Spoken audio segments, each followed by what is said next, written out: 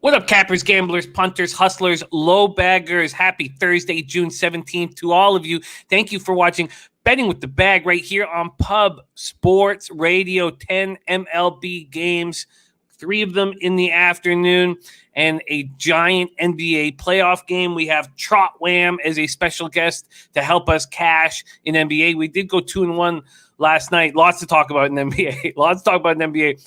NHL. Mr. Gogster back with his spectacular action yesterday. Extremely impressive. Habs first period, money line plus 190.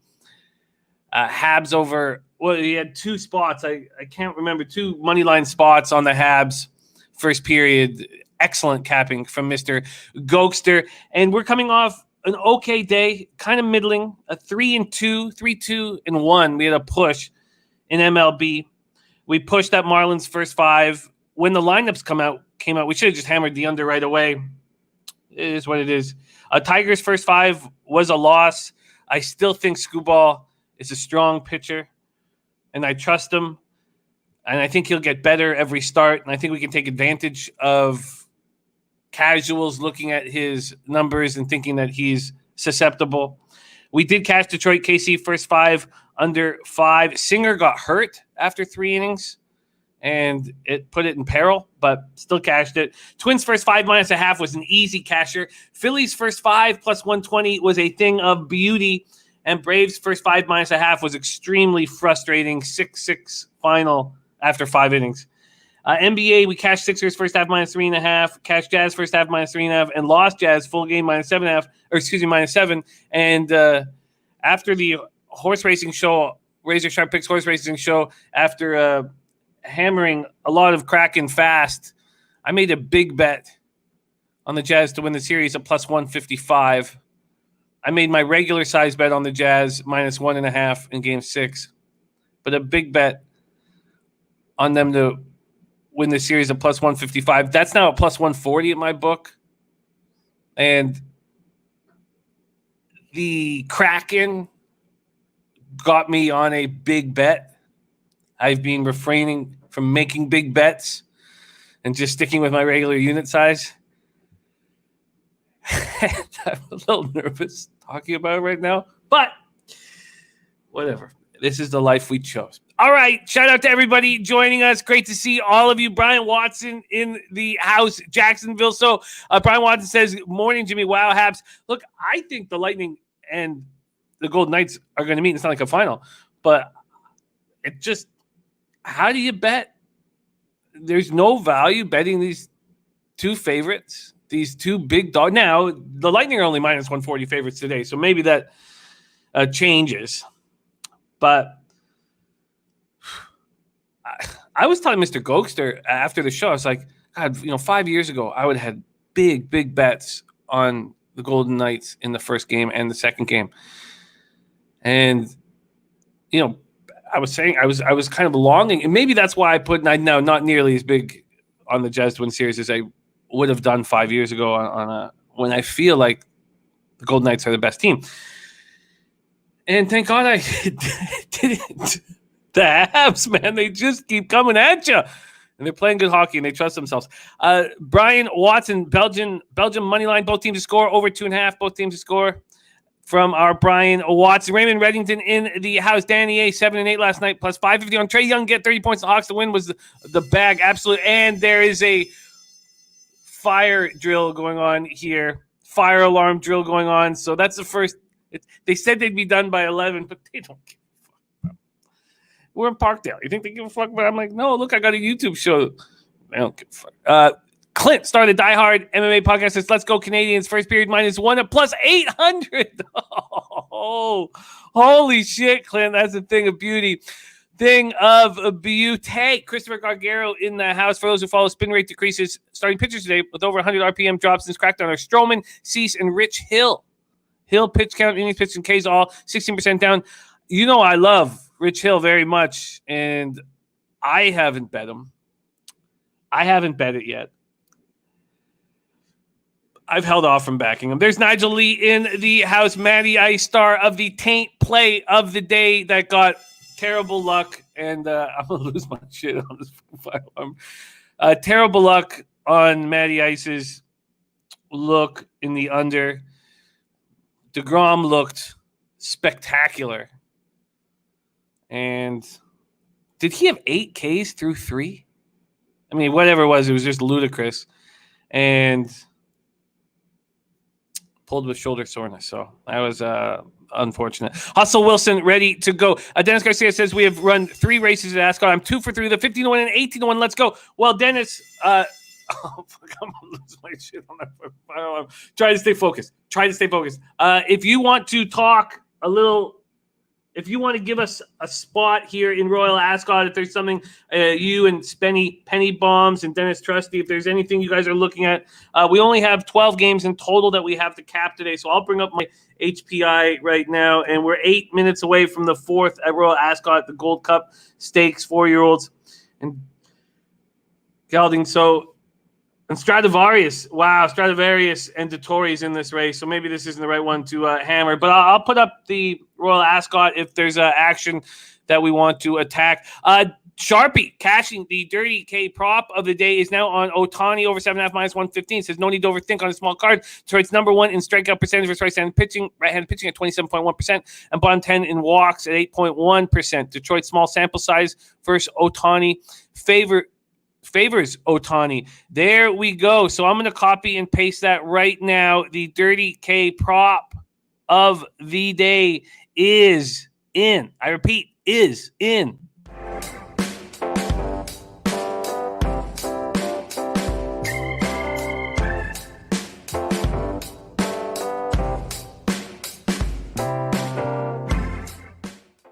All right, copying, pasting that right now. The Dirty K prop. And locking it in here. And that is on the Angels game. And we have Jose Seje play of the day also on the Angels game. Seje play of the day stranded at 5 straight winners, but very impressive from our man Jose. Northander in the house says, good night from me yesterday. Got lucky only taking the Jazz minus 3.5 first half. Great job, but took a shot on the plus 125 in the 4th quarter to ruin a perfect NBA night. I can't wait to talk NBA. I can't wait to have our guy Walter Trotter, a.k.a. Trot Wam, a.k.a. Wham Bam, in the house. And Von Polo says, I love the Colorado Rockies. They've been paying me good all week. Von Polo, I was cheering for your minus 1.5 heavy yesterday. But God, it's a very, very sharp look for you. And I'm on the first 5 under 5.5. I thought I was beating market moves on my 2 bets that I've made so far today, and it turns out that I've not beaten the market moves, and I'm a little nervous. Mally Mal coming off a 4 and 2 day. Jessica Easton says, what a game, Habs. Golden Knights. The Habs just keep on rolling, man. There's some magic going on, and now we get to have a sporting event in Canada that people can go to. Only 4,000 people max, but that's the first sporting event in, over a year that people can go to. Alex Gagnon in the house. Puzzler ready to get to work. Walla Doses got hooked on Jazz first quarter, which tilted me. But it's a new day, and Ukraine already won. Let's get after. There you go, Walla Dose. There you go. North Ender, NBA 4-1 plus 3 units. MLB 1-0 plus 1 unit. NHL 1-2 plus a half unit. Soccer 4-0 plus 5 units. Nice, buddy. North Ender seeing things clearly. There's Jimmy Gomez. Fap win in the house. Gerardo Hernandez, he jumped on the horse show with us last night. Tyrone Coleman ready to get caught a 9-teamer last night. Jesus. And there we go. Maxwell Smart says Vladdy and Nick making us that cupcake cash. Man, if you're not following Maxie on Twitter, it is a big mistake. He is cashing CBMS 420. There's an MSCB 420. Look, I've got it confused. The fucking fire alarm's making me lose my shit. CBMS 420. I had it right the first time. There's Razor Sharp picks 3-0 sweep yesterday. Now 3 sweeps in 4 days. Have to check out our guy Razor's Gambler's First Glance. That's on our channel every day. Gambler's First Glance and Cash Rockies on the plus 1.5 parlay. Nice job. And a little hint to what we might be seeing in Jose Seje play of the day. Mally Mal's on this over in the Orioles-Indians game. And Steve Priest says, disaster night for me. Paul George didn't see that coming back at it today. Yeah, Paul George was a monster, and they stepped up in a big way. And their role players looked good. Paul George stepped up. It's hopefully going to be very good for me in the long run with a plus 155 series casher. We will see. We will see. There's Steve Zhang says, don't refrain, bet big, win big. I like that, Steve, my man. I like that very, very, very much. Okay, Diehard says, big bet tonight. Let's go Islanders. Hoping that line gets better as the Lightning get public action. God, the Nassau Coliseum. I wish I could just be in Nassau Coliseum once in my life. Alex Gagnon says, man, the Jazz are the same team they've always been. Shouldn't even be this far. That's bold. I don't think it's bold. We see this time and time again. A team steps up that first game, losing their superstar player. I'd like to see them do that twice. I'd like to see them do that twice. Slot says, good morning. 1-1 NHL last night, but Habs win, baby, tonight with Jimmy on Lightning Isles over 5 minus 135. I'm surprised the market isn't moving in that direction, and I know why. There's some big bets that have been made on the under. And I know that Nassau is going to be rocking, but big bets made on the under. It didn't stick. Okay, we got work to do.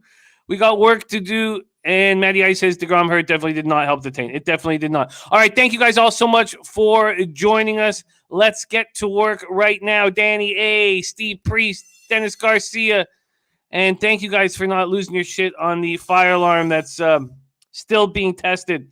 This is the first time that they've messed with me. There's Nutflush Allen, our San Francisco Giants expert. I'm interested in that game. Very interested. Afternoon start right there. Dennis Trusty says, Ascot going for bombs here. Win place on 6, 7, and 10. And Omni Swinger Box 6, 7, 10, 11, 12. 6, 7, 10, and 6, 7, 10, 11, 12. There's Marlon Z in the house, man. Eating $2,222 bet in soccer. Hot hand. I've been watching you. You've been running game. Looking good. Jimmy's that Colorado look is something I like as well. However, 14-mile-per-hour winds to center has kept me off. Yes, but the teams don't hit righties. I'm nervous about it. I'm very, very, very nervous about it. Life Von Polo says, when do you think you will be able to leave the country? Good question. I don't know. I have no idea. See Priest, LA Angels overs in a row. And Guillermo said, I thought it was post time. And Jimmy says, not bad on our end. Okay, thank you. Okay, that's nice to know. Very nice to know.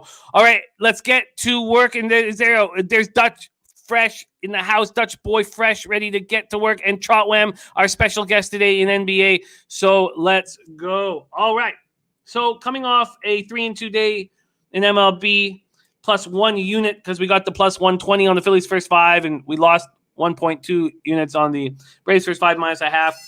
So we're 154 wins, 131 losses, hitting at 54%, plus 6.04 units on the year. ROI plus 2.12%, average line minus 112. Let's get to work right now. We start at Lance Rose says, are you sure it's just a test? Yeah, it's just a test. Nothing to worry about here.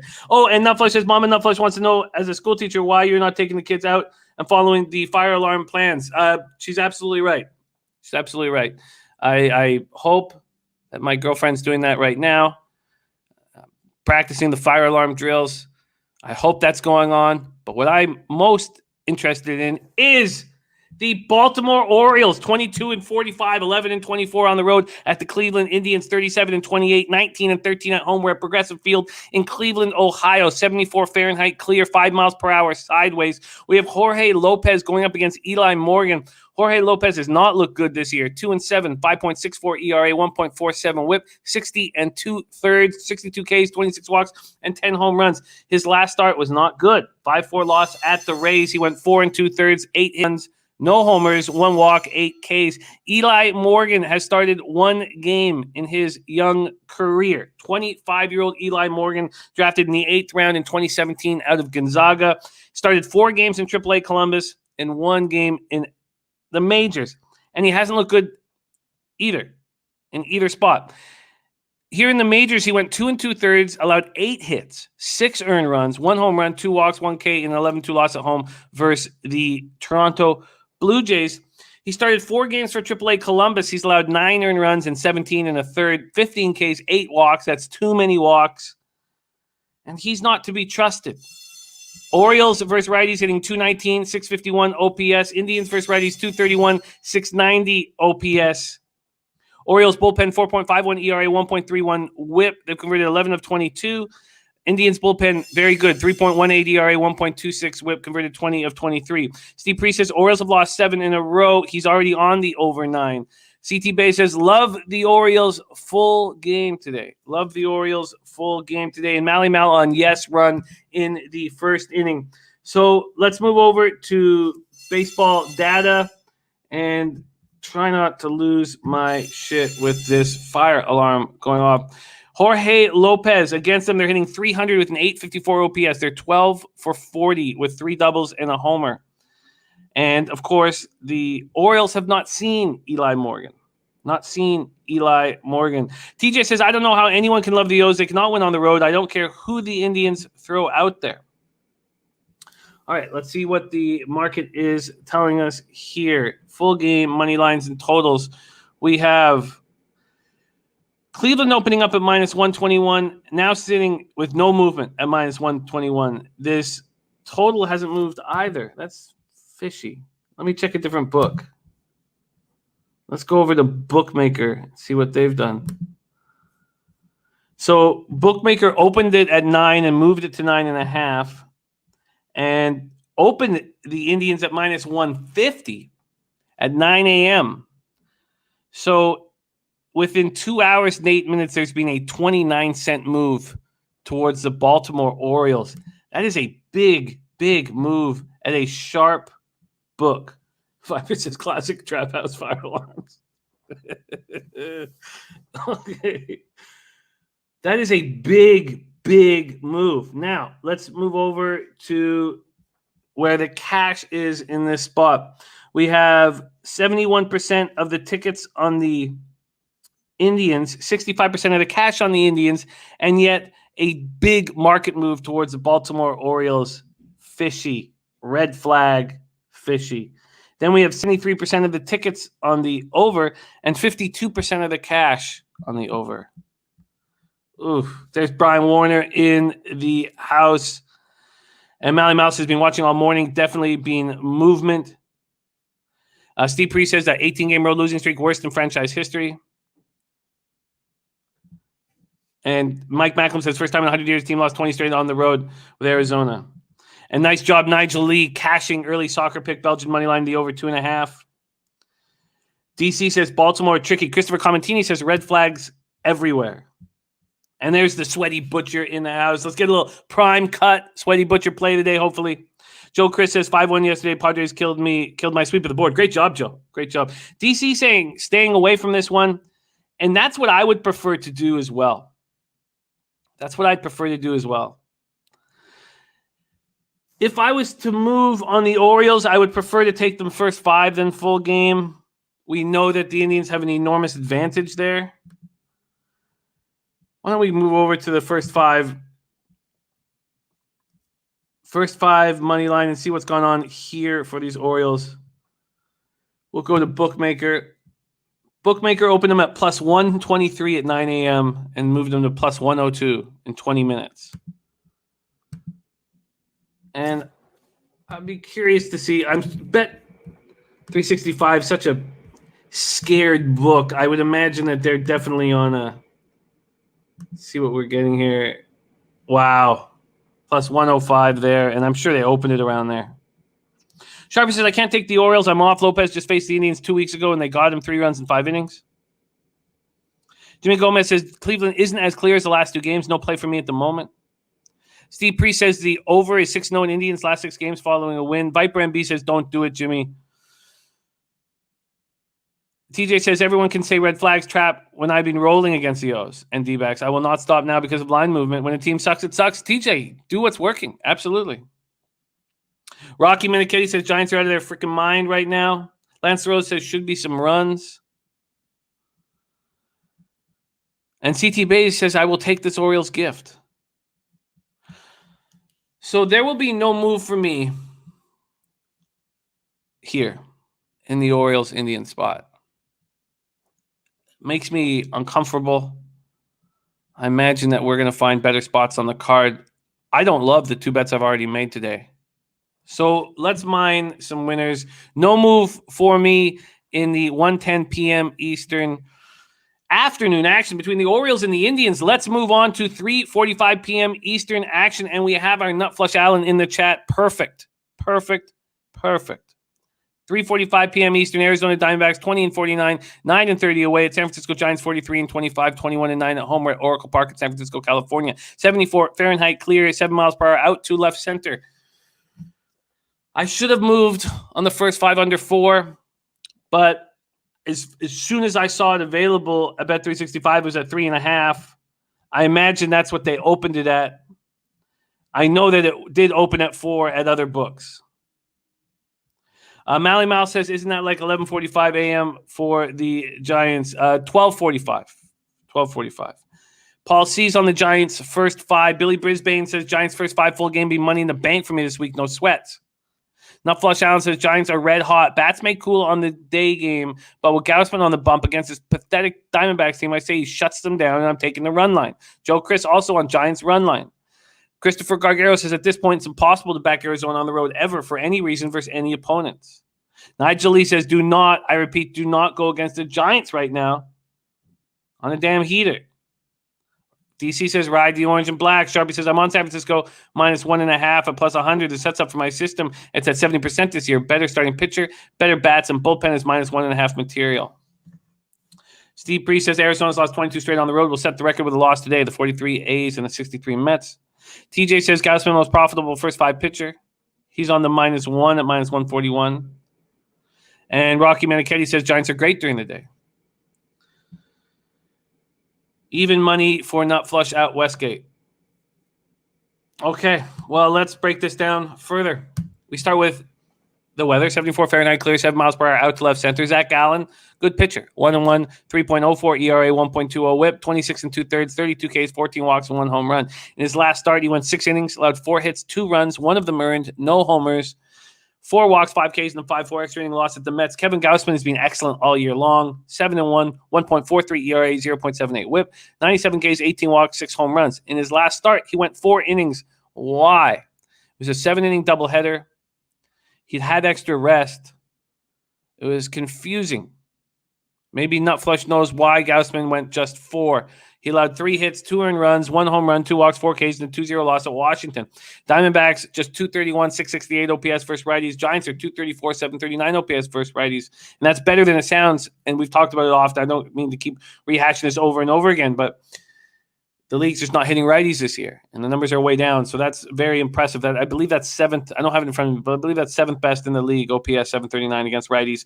There is our guy, Kev Riley in the house. Brandon Lugo says Gallen also probably doesn't go long and the pen is trash. Steve Priest leans Arizona, San Francisco first 5 under. If I could get it at 4, I'd be on it right now. And Brandon Lugo says Gallen hasn't pitched since May 7th, definitely on a pitch count. Rocky Manichetti says parlay the Giants with another money line winner. Any sport, get plus money. Mally Mal, it's Gallen. Caleb Smith was listed last night. Not anymore. There's Nilo in the house. Chris Smith says San Francisco smoking hot right now. Paul C says Gallen hasn't pitched in over a month. So we know there's a huge bullpen advantage with the Giants. The only bullpen there's a couple bullpens. I would say that the Cubs bullpen and the Rays bullpen and the Giants bullpen are both the top 3 bullpens in the league over the last little while. Rocky Manichetti says Gausman lost last time out. He's pissed. I just don't know why he only went 4 innings. That's curious. Christopher Comtini said they said that Gallen will be on a pitch count. Let's go to baseball data here. Against Gallen, these Giants are hitting 179 with a 494 OPS. Against Gausman, they're hitting 225 with a 657 OPS. We've seen this first 5. Let's go to Bookmaker, see what kind of market moves we've seen. The Giants opened at minus 238. Whew, look at this market move. 7:49 a.m. this morning, they opened at minus 238. They're now at minus 175. A 63-cent market move. Wow. Now, when Bookmaker opens it up, their very first opening line, there's limits on it, and they get a lot more juice. It was minus 238 and plus 174. They tighten that ship up right away. They give it about 30 to 45 minutes before they tighten that up, and that's what they did. So in 40 minutes, it went plus 174 to plus 163 and minus 238 to minus 190. That was 40 minutes in. Regardless, that is a huge move. A huge move towards Arizona. Huge. NL says this is a good game to hope for an early Arizona lead to pounce on Giants live. This price is too steep for the Giants as is. I think that is a sharp look, NL. I think that is a sharp book. And Sharpie says my book has it at San Francisco minus 215 at the moment. Wow. Well, let's see what Bet365 has the Giants at. Minus 192. Steve Priest says Gallen's last appearance came May 7th, and he allowed one earned run across 6. Yeah, we talked about that start. And Matt Barniak says, I keep thinking horse races are about to start. Matty I says, Dirty K prop alarm. Yes, Nilo, I was just saying it over the last few weeks. So if you want, I have all of the bullpen numbers here. I give them out every day. But I was just saying, in the last month, this Giants bullpen has been spectacular, and so is the Cubs bullpen. So if you wanted to go there right now to the 2021, just in the last month, let's do that here and just see how good the Giants and Cubs, and I believe the Rays will be right there too. And that's just guessing off of what I've seen. Let's just go there right now to relievers. Here we go. And we know where the Blue Jays will be. So last 30 days, the Giants are 5th at 3.20. So in the last 30 days, the Rays are the best at 2.65, White Sox 2.89, Cubs 2.90, Mets 2.96, and Giants 3.20. That's just earned run average. WHIP, the Giants are tied for second with the second best WHIP. And in the last 15 days, the Giants are 2.61 ERA and the best WHIP in Major League Baseball, 0.98. Their bullpen is fire right now. Absolutely fire. All right. Sharpie says San Francisco should be putting out a moving day lineup while Arizona is trying not to set a record for losses in a row. That is an excellent, excellent, excellent angle, Sharpie. In saying that, I don't want to go up against Gausman, but there's enough uncomfort here to take the Giants at this big of a favorite spot. Bob Taylor says, was there any look on the Baltimore-Cleveland game? CT Bay's on the Orioles, and no move for me. And there'll be no move for me here. To me, this is a Diamondbacks first 5 or no bet. Piker says, yes, Gallen first 5 money line has some line value. First 5 under also, but I can't touch anything without knowing how effective Gallen will be. Yeah, absolutely. And there'll be no move for me here. I think very sharp analysis from Piker there, and also from Sharpie. All right. Okay, Nutflush Allen says, sorry, Jimmy. On that short outing, it was talked about the day prior in the short game, getting bullpen work by Kaplan mentioned in an interview, but can you understand anything Kaplan does with pitching? I hear that. Okay. Danny A says we should make the fire alarm a regular thing to show you guys are handling it very well. Thank you. Okay. Cap a lot pop says the firearm is hilarious. Good. Happy that you guys are enjoying it because it's driving me crazy. Paco Healy in the house. Okay, so we have 2 afternoon games, and I'm not going to move on either of them. And if I had a free bet, I would bet it on the Diamondbacks first 5. But I'm not going to get in the way of Gausman right now. Piker says, and we're all on the O's Indians over, right? We cover that. That's going way over. Cash that. Let's go to the cash here in this Giants Diamondbacks game. We have 7,401 tickets in, so that's the most of any game. 89% of the tickets on the Giants, 97% of the cash on the Giants. And then here's something very interesting, but it makes sense because of how bad the Arizona's bullpen's been. But 57% of the tickets on the over, 81% of the cash on the over. And I don't think we're going to have enough information on the first half, and we don't, but it goes way down. On the first half right now, we have 71% of the tickets on the Giants and just 66% of the cash. For fuck's sakes, man. All right. There's Gas Station Sushi in the house. Great to see you guys. Okay. No move for me on the afternoon baseball games. As boring as that sounds, and as much as I want afternoon action, I'm just not going to force anything. Mill says, how many people lost money with Jazz fade the public? Well, you're right, Mills, but we did cash nicely on the first half, so it was a slight loss for me. Okay, let's move on. And Danny A only took Jazz first half. Nice job. Puzzler says, I'm a little tempted by these underdogs who may not wish to be further embarrassed. We have afternoon action with the two baseball teams on the worst road losing streaks that we've seen in decades. Clearly, the public is going to be all over the home teams here. And I'm afraid to make a move.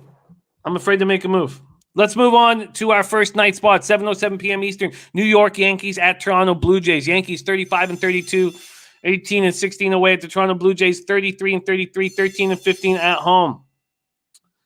And Sharpie says 98% of the money on San Francisco full game and line dropping to Arizona. Red flag. I hear you, TJ. I hear you.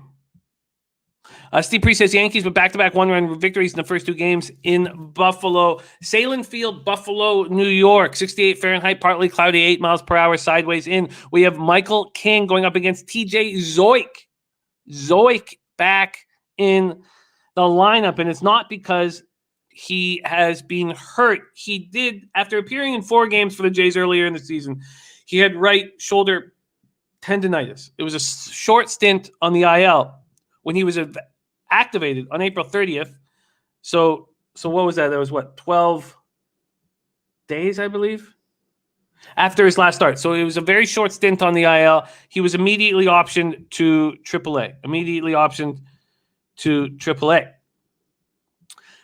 We'll go over his numbers in Buffalo, but let's go over his numbers in the show. 0-2, 6.75 ERA, 1.92 whip, 12 innings, 6 Ks, 7 walks, 5 home runs. Was last seen April 18th. In AAA Buffalo, 4.37 ERA, 1.40 whip over 35 innings while striking out 24 and walking 8. Jamel Wright on this Jays-Yankees first 5 over. So we have a giant question mark in TJ Zoik. We have a giant question mark in the Jays bullpen.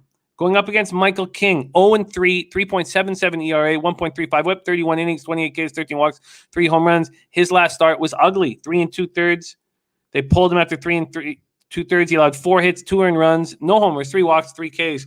And 7-5 loss at the Twins. Okay. Okay, let's stay focused. Yankees first righties poor, 227, 695 OPS. Blue Jays first righty second best in the league behind the Astros, 262, 781 OPS. Trusty says the Jays need this game. I think they will be primed and ready for this. Jays first 5 money line minus 120. Jays money line total game minus 105. Talk Sports with JT's on the Brewers first 5 minus a half. Cincy first 5 under 4.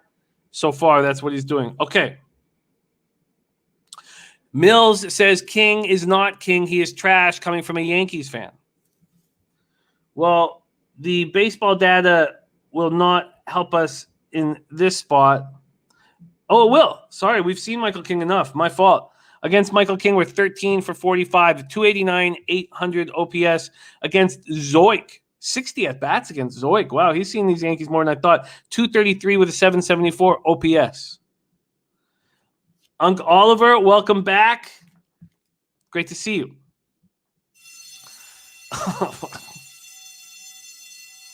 Steve Priest says lean Yankees, Blue Jays over. Nice day, wind blowing out slightly.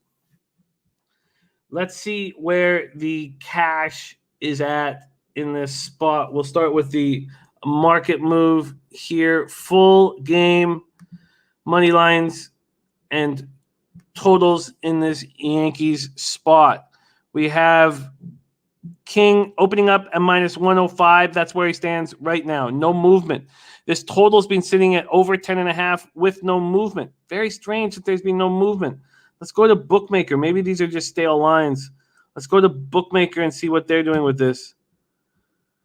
Bookmaker opened the Yankees at minus 122, and they're now at minus 106. A clear market move towards the Jays and Zoik. And look, I like Zoik. I believe in Zoik, but he burnt me in his last couple starts, was dealing with shoulder tendonitis, went down to the minors, certainly wants to look good here. I like Zoik, and I do think King is vulnerable. There's Lucky Power in the house. And Puzzler says Jay's feeling these bad losses. TJ says Toronto 2-1 against the Yanks with Z on the mound this year.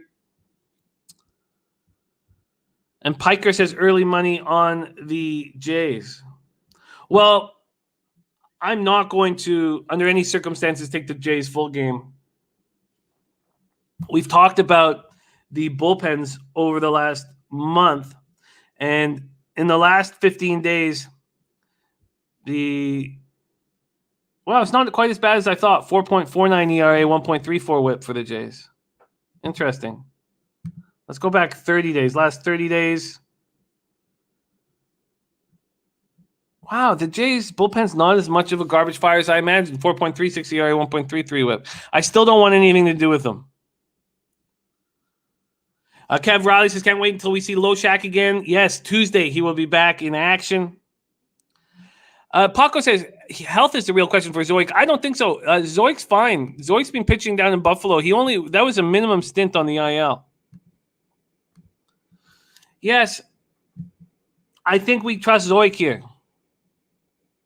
And I think we trust the Blue Jays bats versus righties. All right, first edition on my card, Toronto Blue Jays first five. Toronto Blue Jays first five. The conch salad parlay in effect. Triple R, Reds, Rockies, Rays for Unc Oliver. Joseph Gomez says, is the bullpen or the Yankee hitting two bad things working together? And Jacksonville Zoe rolling with Ukraine. Okay, first edition made on my card. I'm going to back Zoik. Trust him.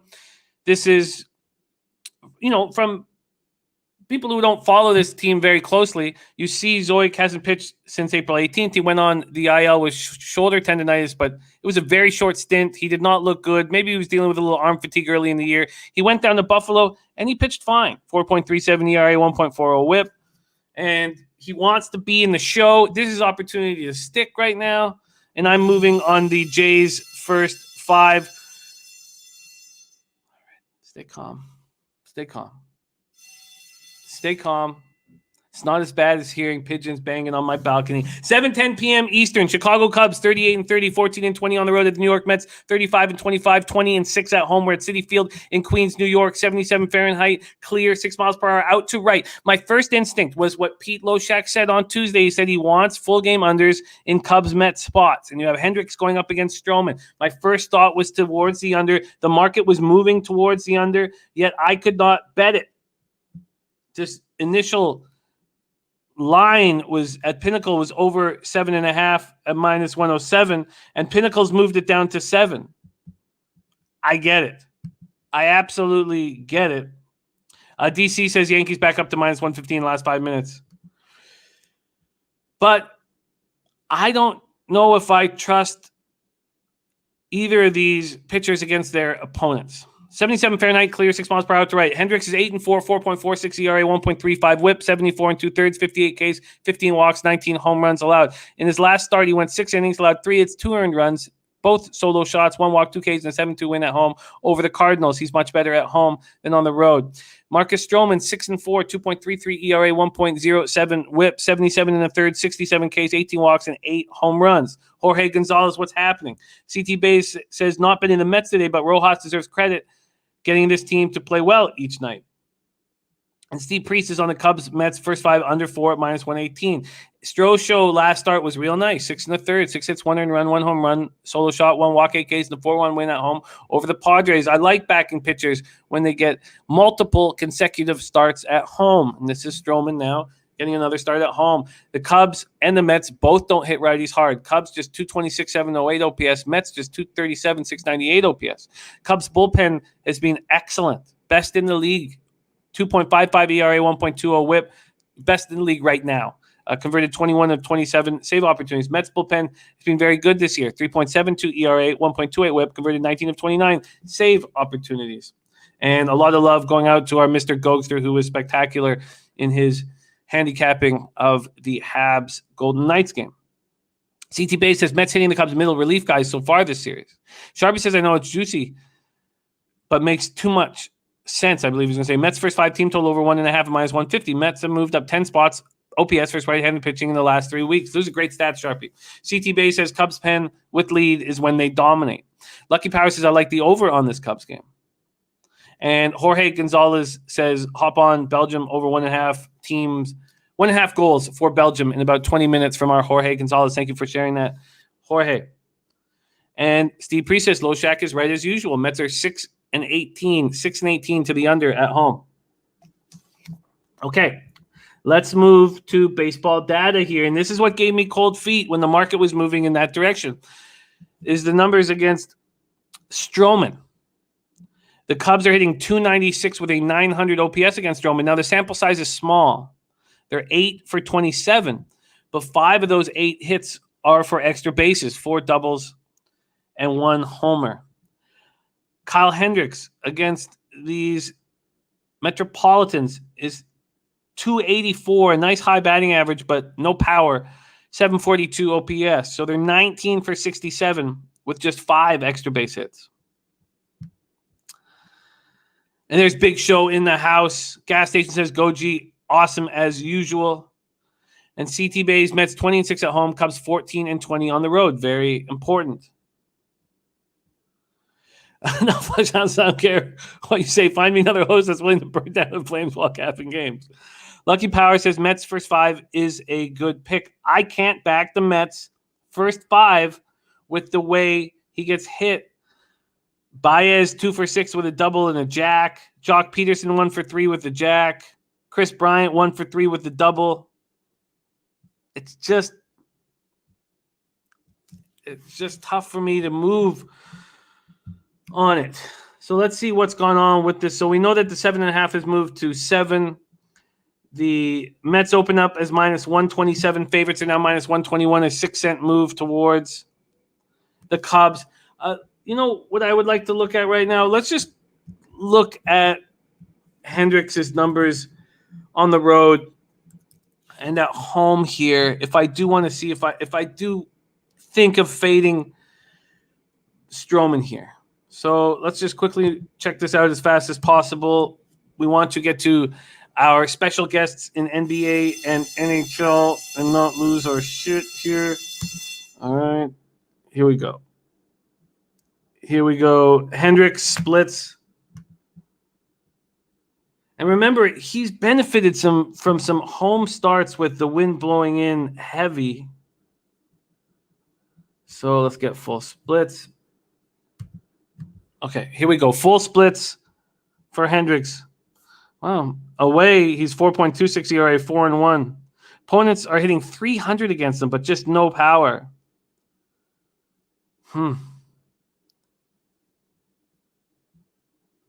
Interesting. I mean, look what Hendricks has done this year. 19 home runs they've hit off him. 19 home runs. Mike Macklem is on the Cubbies first 5 plus a half. Piker says Stroman has given up 6 runs over his last 31 innings. He's not giving up hard contact that I'm aware of. Sharpie says bunch of 1 for 3s means Stroman had a bad game. I need 15 at-bats for a decent read on the guy.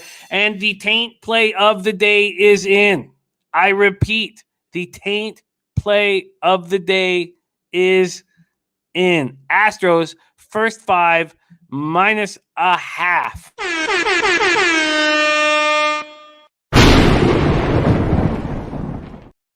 We will discuss that much heavier here. And 5, 21, and 29, and a exact for exactas, and 21 to win at Ascot. Sorry, we didn't go over that last race. Did Did Stradivarius win easily? No. Stradivarius didn't hit the board. Wow. Very, very interesting. Oh, wait, no, it's race 4 that Stradivarius is in. Sorry. Did Stradivarius cash? Okay, taint alert. Taint alert. So let's copy and paste the taint, and we will go over it when we get to the Astros game. Plus money taint here in the Astros spot, and that's White Sox, Astros, Cease versus Urquidy. And we've already heard talk about Cease's having trouble with this crackdown on the sticky icky. Not as much movement on his action. Okay, let's roll. Yeah, Jacksonville Zoo, we're good. We're good here. If this apartment burns down, we have one on the 5th floor. If that one burns down, we move everybody up here. Nothing to worry about. Okay, so let's move on here. I'm not going to move on the Cubs-Mets. And I understand people moving on the under.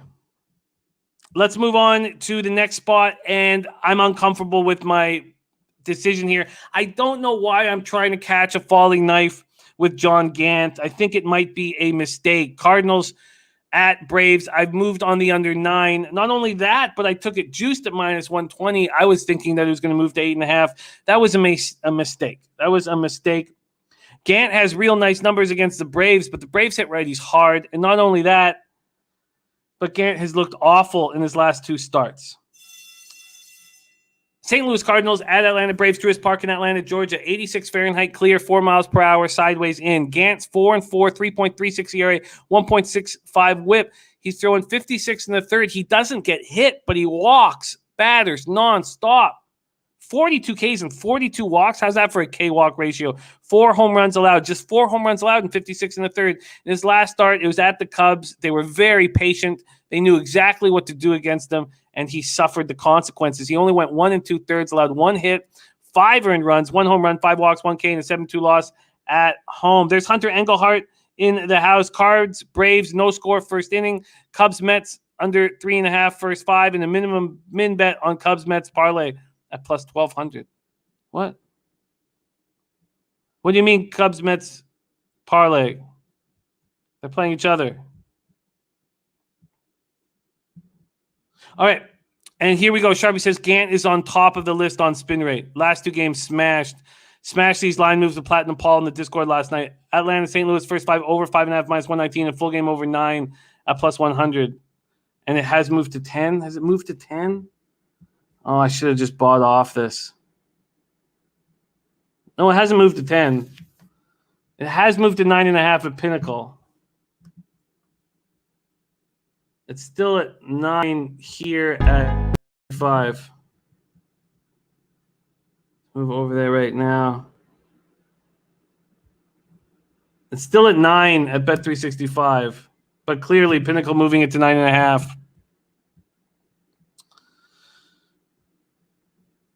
First inning, Cubs, Mets, first 5 innings under 3.5 parlay with Mets minus 1.5 first 5. Okay, I feel you.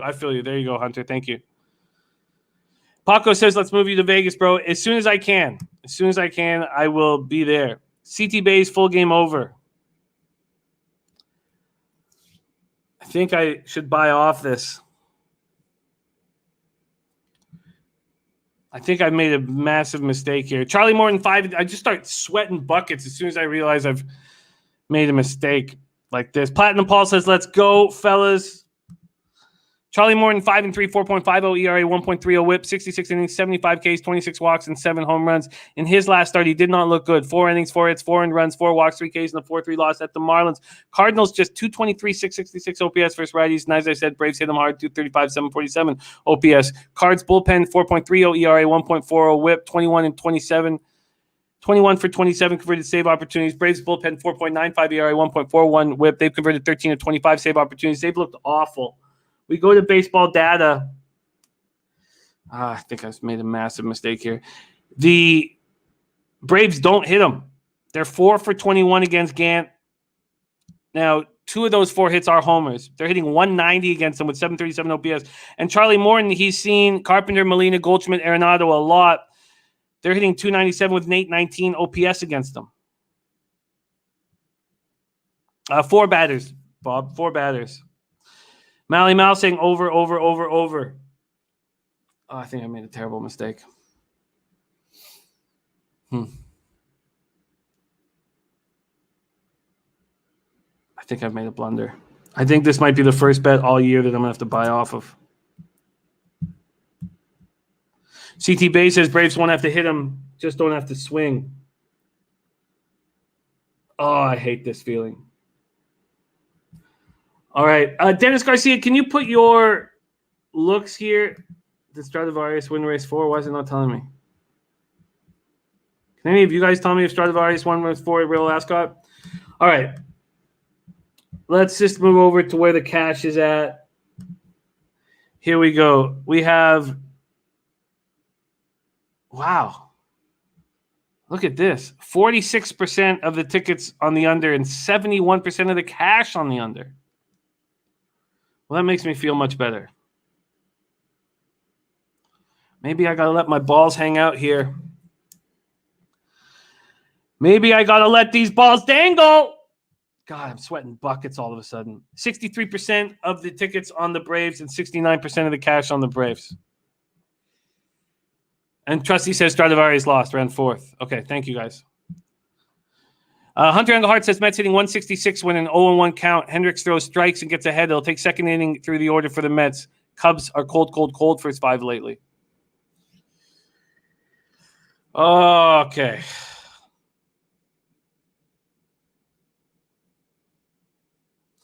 Sharpie says since spin rate scandal, Gant has allowed 12 runs in 5 innings, so money on the over yet line is moving up. You mean money on the under? 71% of the cash is on the under. Okay, I'm gonna let it go. But Ito, no, I did not take the Mets, and I was not planning on taking the Mets.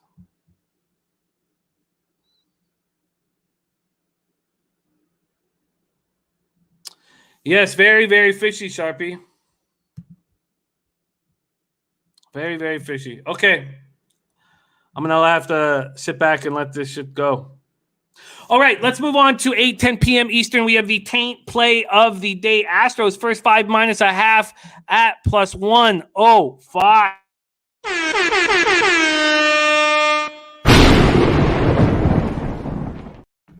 Taint, baby, taint. Pierce the Weather says first time betting UEFA is Belgium at home or away. Is Belgium at home or away? And could we get one more time, Dennis, if you could hit us with the horses that you have in this next big race over at Ascot. I'm just going to do such a shit job calling it. That's the only problem. We're 7 minutes away from the Britannia handicap for 3-year-olds, Colts and Geldings. And we have 30 horses, 1 scratch. So 29 horses in this race. Dennis, if you get a chance, could you hit that with me again? Or if anyone can find it. All right, White Sox 43-25, 16-13 on the road at the Houston Astros, 39-28, 22-13 at home. We're at Minute Maid Park in Houston, Texas. I expect the roof to be closed, but I couldn't get that information. Dylan Cease, 5-2, 3.38 ERA, 1.28 WHIP, 66 2/3, 85 Ks, 29 walks, 6 home runs. In his last start, he went 5 innings. He allowed 4 hits, 2 earned runs, 1 home run, 1 walk, 7 Ks in a 15-2 win at the Tigers, 5-21 and 29 exacta box. And 21 to win. Let's copy and paste that. All right, we are 6 minutes away from that race over at Ascot. The 21 grid. Morning line 20-1, now at 40-1. Jesus. Wow, those are bombs, Dennis. Then he likes the 5 and 29. The 29 air to air is your favorite at 7-1. And the 5 Rotobarg morning line 10-1, now sitting at 8-1. Okay. Let's move on here and keep talking about the taint play of the day. And we already had our Sharpie talk about Cease being affected by this no sticky substance rule, less movement on his pitches. Jose Urquidy, 4-3, 3.77 ERA, 1.03 whip, 62 innings, 55 Ks, 11 walks, and 11 home runs. And Gambler's first glance, White Sox money line at plus 114 versus Houston, and he is running hot. Oh, Marco Lu's on the 9, 11, and 25 over at Ascot. 9, 11, and 25. Marco Lu, you're a spectacular thoroughbred capper, man. I didn't know you were in the chat. Mally Mouse says Cease and Urquidy trending in different directions. Mally Mouse says Cease coming off 2 great starts. I mean, he only went 5 against the Tigers, but it was a 15-2 win. There's no need to put him through the ringer. Urquidy, 7 innings, 4 hits, 3 earned runs.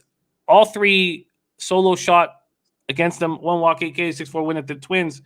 White Sox hitting 245, 721 OPS versus righties. The Astros are smashing righties. Smashing. 268, 790 OPS. Gas station, it is race 5 at Ascot. Race 5 at Ascot. Ito says, so Braves picked. No, I made a bet on the under 9 last night, and I'm very uncomfortable with it.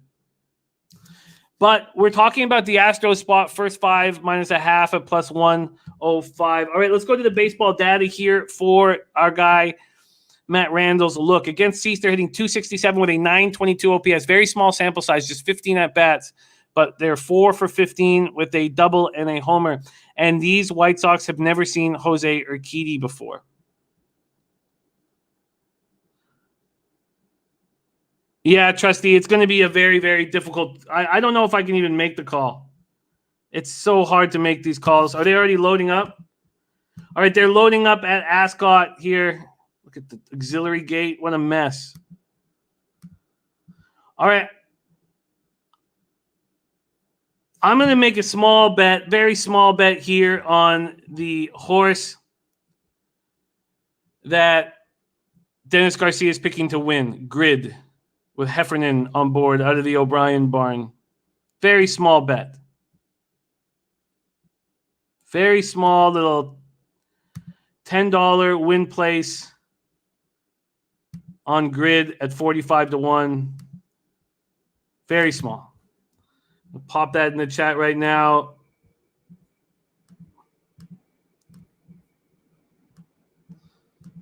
Very small. Okay. All right, they're loading up at Ascot. Let's get back to this spot here. I think that this is a nice look. I think that Taint has a nice look here. We're going to look at the market move in this spot. Urquidy opening up at minus 126. He's now minus 121, a 5-cent move towards the White Sox. This total opened up at 9 as a pick'em. It's now slightly juiced to the under, so a 5-cent move at Pinnacle towards the under. When we go to first 5,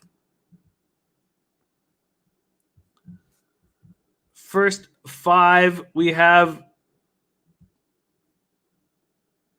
minus 125 at Bookmaker. Let's see if there's been movement at Bookmaker here on the first 5. Jesus. Houston opened up at minus 161 with limits for 6 minutes until it went to minus 133. That's crazy. Let's see what Bet Online's done with this. They just opened Houston up at minus 135. Jesus, that's a crazy line that obviously was taken advantage of.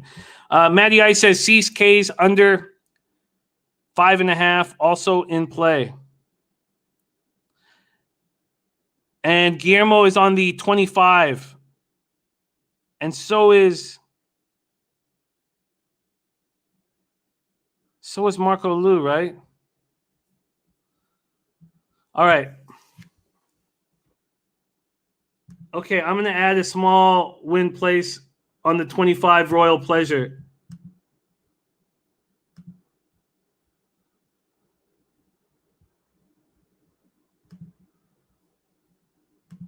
Okay.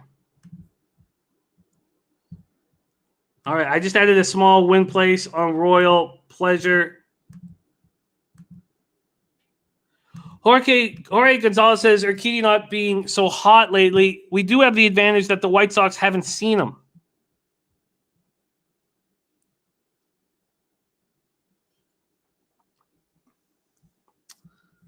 Robin Allen says the Tigers have actually been decent on offense lately, so that's actually 2 good starts for Cease.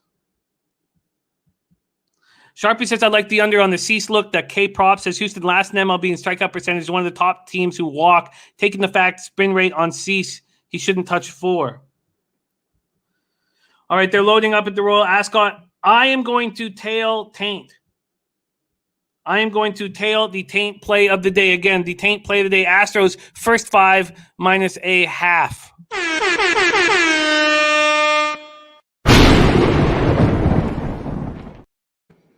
All right, so I will be tailing Taint.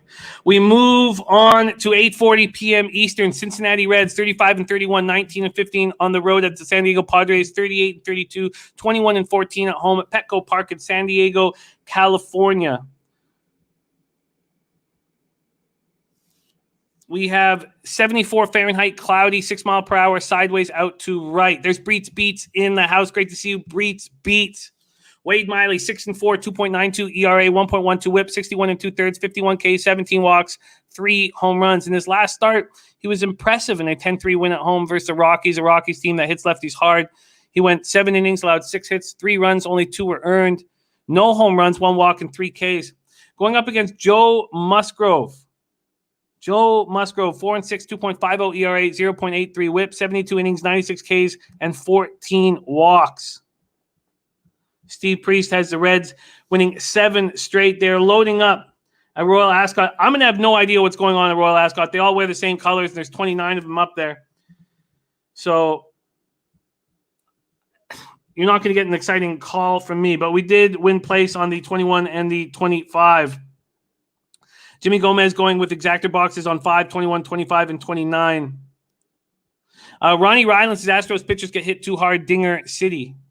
And Steve Priest says Petco Park opens to full capacity today. Reds smash righties, 255, 769 OPS. And Padres are not hitting lefties or righties. Lefties, 230, 665 OPS. Reds bullpen, 5.53 ERA, 1.42 whip, converted 16 of 25 save opportunities. Padres bullpen, 2.66 ERA, 1.12 whip, converted 22 of 32 save opportunities. And now the big question is, are we going to see the Padres struggle after leaving Coors Field? We've seen that happen in the past. Could we see that happen here? And do you trust Musgrove? Jorge Gonzalez says, I wouldn't trust San Diego here. They're on a bad streak. And Puzzler is on the 8, Parado at Ascot. All right, they're loading up at Ascot. And Paco Hila says, it's opening day at Petco, full capacity, no mask, Mando. I don't know how that equates to much, but it'll be a great home crowd. No, John Garcia, that's over. The winner of the All-Star game does no longer gets home field advantage. All right, we are off at Royal Ascot. Steve Priest on the Reds, Padres first 5 under. We are off at Royal Ascot. So Emperor Spirit at 24-1 is up front. In second is the 7 Quater in second. Then you have the 27 Talid out of Ireland sitting in third. And in fourth, Royal Scimitar. Horoscope at 12-1 with Ryan Moore in the irons. We are also talking about the Reds-Padres game. We know that the Padres have full capacity. We also know that they're leaving Colorado in the thin air of Coors Field. So, very questionable. Very questionable. We have 800 meters to the finish, and it still looks like it is the 30 up front. We have not seen the late pace come into play, but it looks like we will be seeing that now. A mad rush to the finish. 600 meters to the finish. We haven't seen our horses get in the mix, 21 and 25. And who knows? I don't know how they do this. Who knows what the hell's happening? 400 meters to the finish here. And that's that. The winner, the 8, cashing for Puzzler. Look at that. Puzzler, great bet at 25-1. Puzzler, you monster. Puzzler cashing with Parado.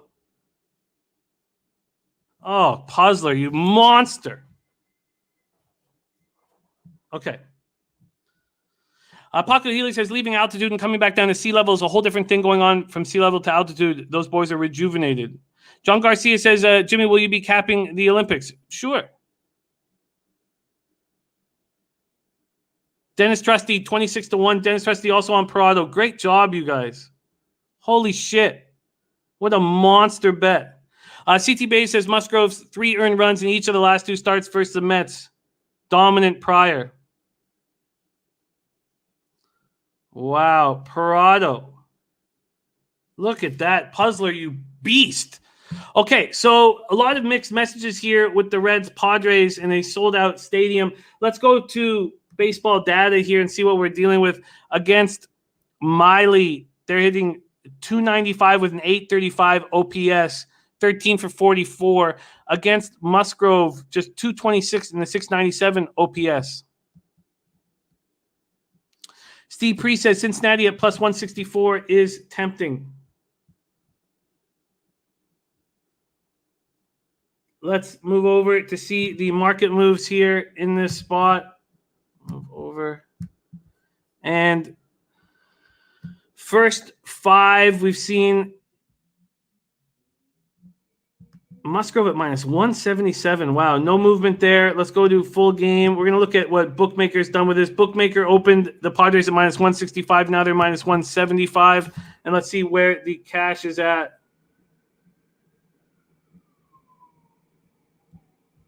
The cash here is we have Marquez. Oh, sorry, that's the Marquez Woodruff start. Excuse me. What the hell's wrong with me? Where's that Reds Padres game? There we go. Musgrove, 68% of the tickets on Musgrove, 75% of the cash, and 36% of the tickets on the under and 41% of the cash. So movement towards the under. CT Bays says Reds plus 155 all day at this price. All right. No move for me in Reds Padres. Conflicted. I'm conflicted here. Although I do think that the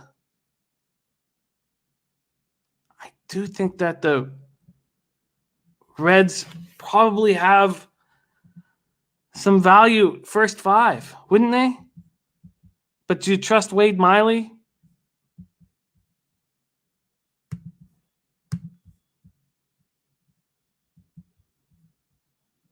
Oh, okay. Do you trust Wade Miley? Because I think I may. I think that there's a risk reward here with these Reds righties going up against the Musgrove. Okay.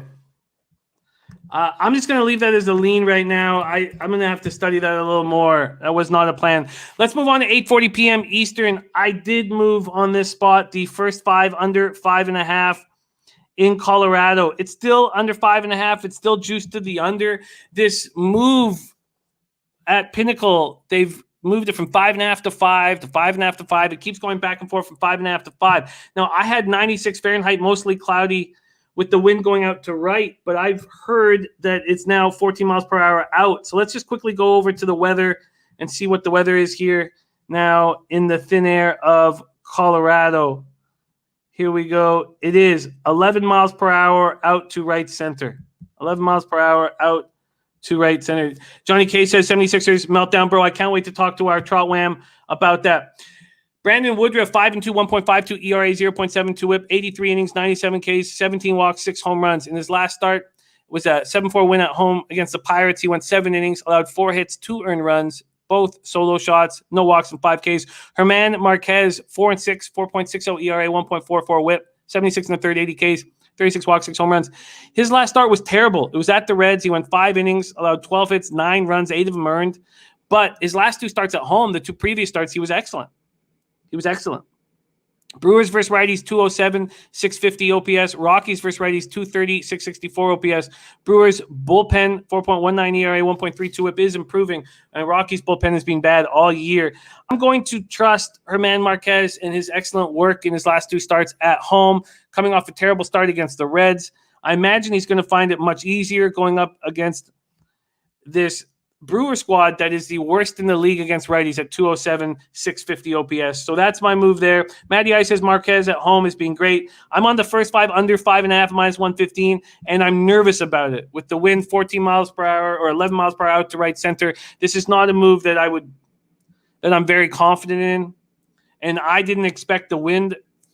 I had thought that this wind was going to be a sideways out. So I'm a little uncomfortable.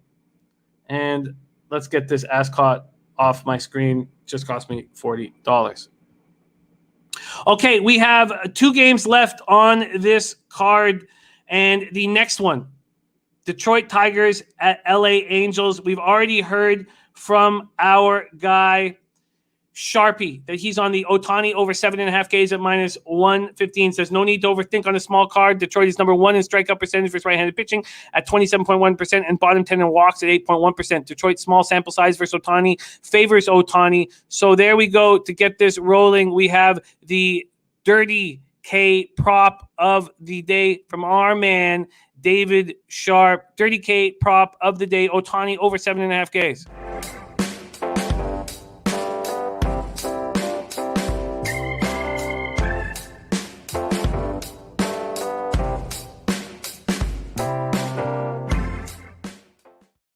Us to our man Jose's Say Hey play of the day. His 5-game winning streak snapped, still plus units overall on the season on this show. And I can't wait to hear what he's on. And it might be correlated. It might be right with Sharpie. And if he is, probably a must-bet situation. Please welcome to the show, Jose. How you doing, my man? Jimmy, I'm angry. Okay. Jimmy, I'm angry. I'm not going to lie with you. I'm angry. Last night, I went to a minor league baseball game. It was fairly boring. The Red Sox played. They won. I felt all good. I keep checking the Phillies score, the Phillies-Dodgers score. I keep seeing runners on base. That's all I see through the first 5 innings. Kershaw gives up 2 runners. Wheeler's giving up runners, and we can't fucking get a run in. Busting my damn balls, Jimmy. And you know what else is busting my damn balls, Jimmy? What's that? These fucking Belgians. I'm a big Belgium guy. I don't know if you know this, Jimmy. This is the Belgian jersey. Here's your fun fact of the day. I like Belgium. They're playing right now. One of my rare talents and skills, Jimmy. I am extremely good at soccer video games, namely FIFA. I will dominate anyone that challenge me, and I will use Belgium. I've been using them for years. And now they're down 1-0 to Denmark because motivation's a motherfucker, Jimmy. And now, hold on, this ain't even done, Jimmy. The worst part about it is, I know that me and you, Jimmy, we were put together because we like the same things, Jimmy. We like gambling, and we like our smoking, Jimmy. We get down a little bit. We enjoy ourselves. We relax a little bit. And motherfuckers here telling me, come over, I got you, dog. No problem. Dudes falls asleep on me. Jimmy, I am angry. I am ready. I'm ready to go. I'm ready, Jimmy. I'm ready. And guess what? When me and Sharpie looking eye to eye, we're never going to lose, Jimmy. We're never going to lose. So you are backing Shohei Ohtani here. Last start, 2 balks, wild pitch, allowed an earned run. It was very disappointing. But 5 innings, 5 hits, 8 Ks, 2 walks, 6-5 extra inning win at Arizona. You are on the over 7.5 K prop as well. I am. And honestly, I would say something different than Sharpie, but he said it exactly. This is the worst hitting team when it comes to strikeouts in the league against righties. Shohei is dominant. I've been on the MVP train all year. I had a future on Shohei preseason. Right now, Shohei Ohtani versus the Tigers. They have the 4th lowest walk rate against righties, most strikeout rate against righties, and his splitter, Jimmy. I've mentioned his splitter is one of the best pitches in baseball. It's ridiculous. It's been insane. Hitters are 2 for 55 against it, 0.63 average, 60% whiff rate, 67.2% K rate, 47.4 put away rate. So if you get 2 strikes, guess what? The splitter's coming and you're not going to hit it. So give me Shohei today over 7.5 Ks, and someone, God damn it, find me some marijuana. That's it. That's all I want, Jimmy. There's the 2 things I'm desiring, and a Belgium win, actually. So 3 things. Okay. I want strikeouts, I want goals, and I want substances. Vitamins, as I like to call them. Ohtani and the Angels open up at -204. They're now at -200. This total has been at 9. The under was at -112. It's now -115 at Pinnacle, so a 3-cent move. What are your expectations of 6'6", 23-year-old Matt Manning, 9th overall pick in the 2016 draft? But before the season started, he was ranked as the 30th prospect by Baseball America, and that was down. Before the 2020 season, he was ranked as the 17th highest-rated prospect in Baseball America. In 2019 at Double-A Erie, he was a monster. 11-5, 2.56 ERA, 0.98 WHIP. 148 Ks and 133 2/3 as a 21-year-old. This year at AAA Toledo, he's looked terrible. 7 starts, 1-3, 8.07 ERA, 1.55 WHIP. He's allowed 11 home runs at AAA Toledo in 32 1/3. What are your expectations of this youngster on the mound against him?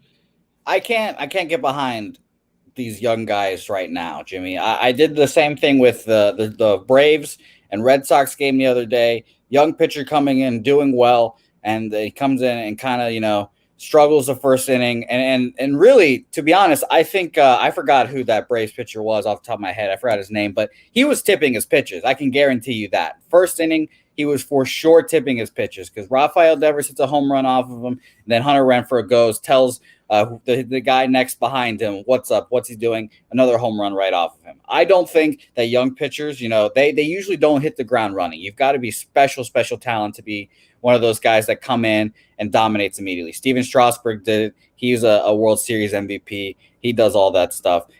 Your boy Scooble and Casey Mize last year, there was their first starts. They struggled. They couldn't get their feet set in. Now look at them. They're both doing pretty well this year to start off. I can't get behind Matt Manning.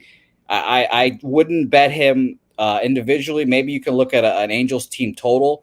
I don't have that in front of me currently. I'll look it up right now. An Angels team total would be good today too, but the -200 juice is just too much, obviously. So if you got to a better number at the team total, sure. But, I mean, the strikeouts is what we're looking at, me and Sharpie today.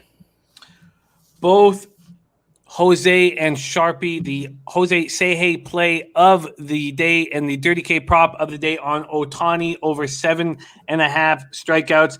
The cash in this spot, we have 74% of the money line tickets on the Angels, 76% of the cash, 55% of the tickets on the over, 52% of the cash. That's 6,468 tickets in at Sports Insights. I am going to not move on this spot. I don't want to pay the Shohei tax. And I have, interestingly enough, a real bad ROI fading pitchers with ridiculously high AAA numbers. For whatever reason, that hasn't worked out for me betting-wise. So I'm not going to fade Matt Manning here, 9th overall pick in the 2016 draft. But the Ohtani prop is very appealing, and I will look at that as soon as the show is over. Jose, also on the Ohtani, over 7.5 Ks. What is the juice that you got on it, Jose?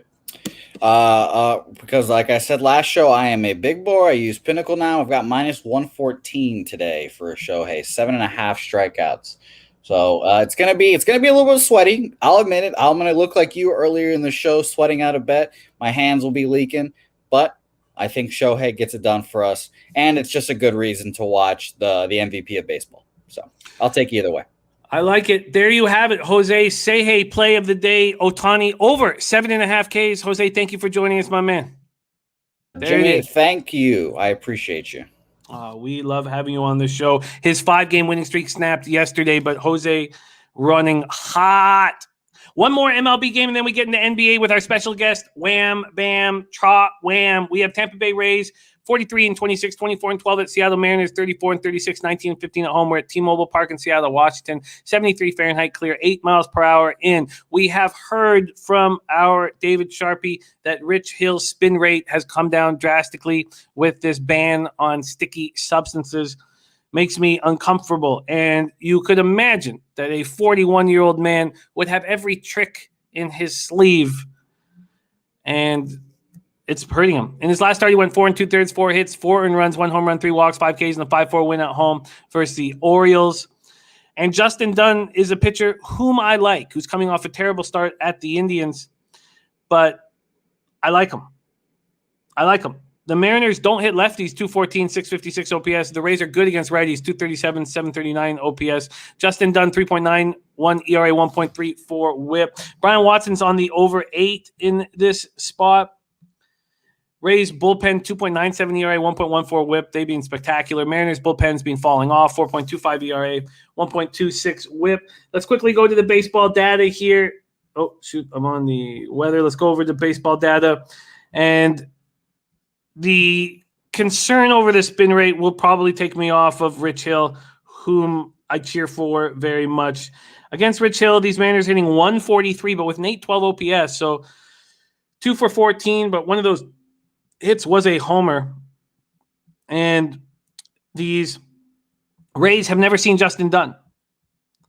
Raymond Reichart says, perfect just in time for NBA and NHL.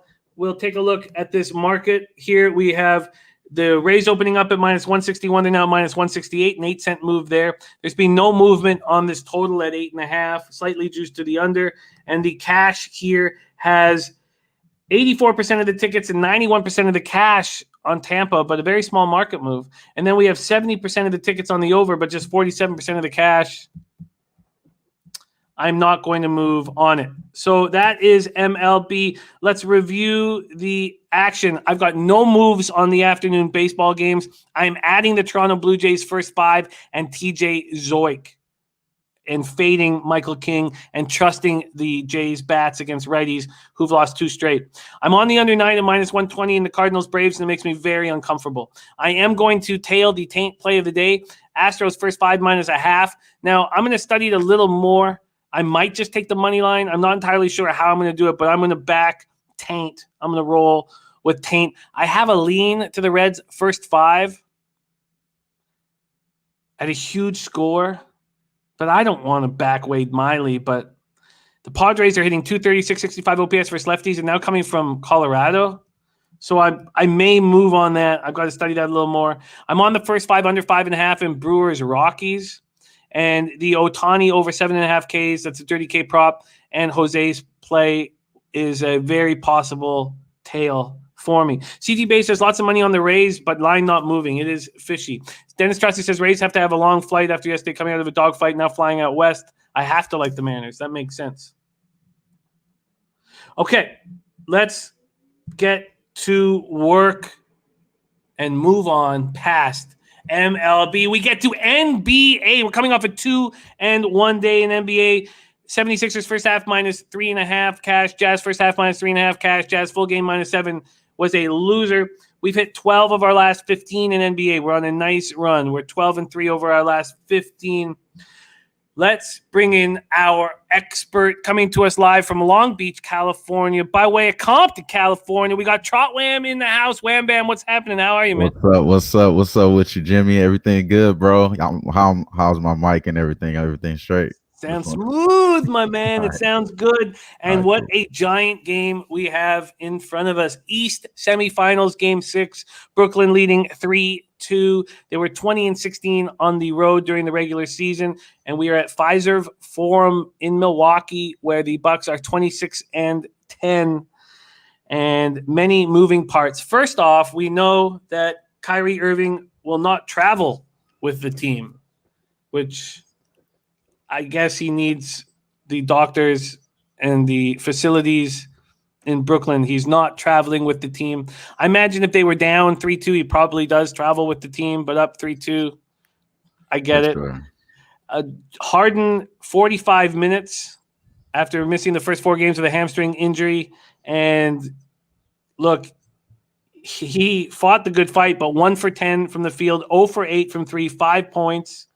And at 45 minutes and 39 seconds, the third most minutes of his playoff career, he got 8 assists and 6 rebounds. And you know, it was important to have him on the court. But what we learned, and maybe shouldn't say learn, is that Kevin Durant is a bad man. He's For a sure. bad man, and he was spectacular. Unbelievable. 49 points. It was a 49-point triple-double, 17 boards, 10 assists, 16 and 23 from the field, 4 of 9 from 3, 13 of 16 from the stripe. And quickly, Wham Bam, I'm just going to give you the market. We'll talk about where the cash is here in a second, but let's talk about just the spreads and totals and market moves. We have Milwaukee opening up at -5.5. That's moved to 6. And this total at 228.5 has dropped a half point to 220. Giant game, Wham Bam, take it away. Yeah, it's so interesting, man, as far as how that last game played out. It looked like they were going to be able to take it over. As far as the Bucks, they looked good early, in my opinion. James Harden looked like he was hurt, obviously, right? And you're not getting that type of production from him. After losing Kyrie, it's kind of like, man, this probably won't happen. But, I mean, Kevin Durant, like you said, played all 48 minutes. And James Harden playing 46 minutes was definitely impressive, in my opinion. As far as Durant, come on, man. Like, is anybody going to be able to guard him in this series? Like, obviously, PJ Tucker looked great over those 2 games in Milwaukee. But I don't think that's going to be something that we're seeing here. But Drew Holiday did mention after the game that he believed that it was all about the refs. The refs helped KD out, gave him some calls that, early on that was unfavorable. I seen some like crafty things that James Harden was doing to Drew Holiday that got him a little frustrated early on in the first quarter. He got 2 quick fouls. So obviously he's going to be talking about the refs after the game, but that guy's averaging 14 points in this in this series. Shouldn't be really talking about anything besides his type of play.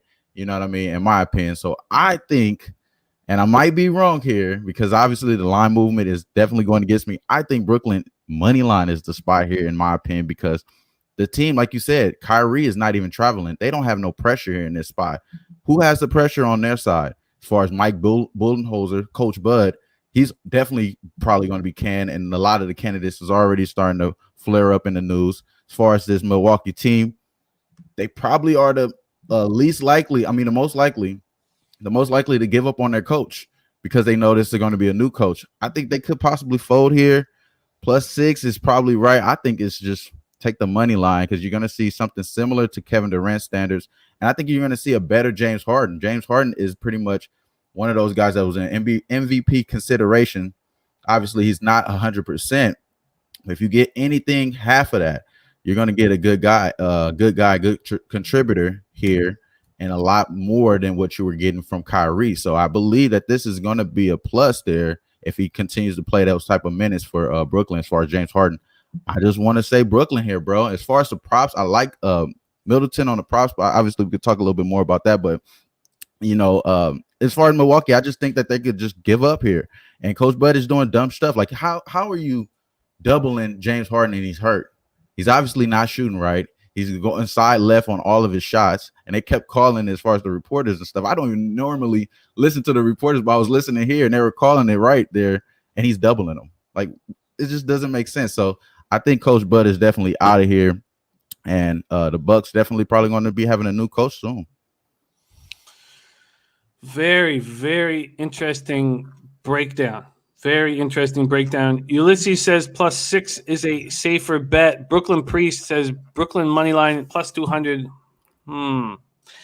Let's look at where the cash is. We have 10,970 tickets calculated by Sports Insights. It's 12:29 p.m. Eastern. And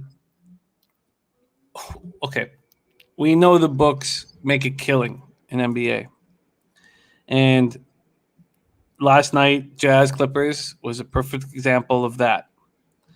Here we have on the spread 64% of the tickets on the Nets and 82% of the cash. On the money line, we have 77% of the tickets on the Nets and 73% of the cash, and we have a half-point move towards the Bucks to make the Nets bet look even more appealing to the public. Then we have for the total 36% of the tickets on the under, but 63% of the cash on the under.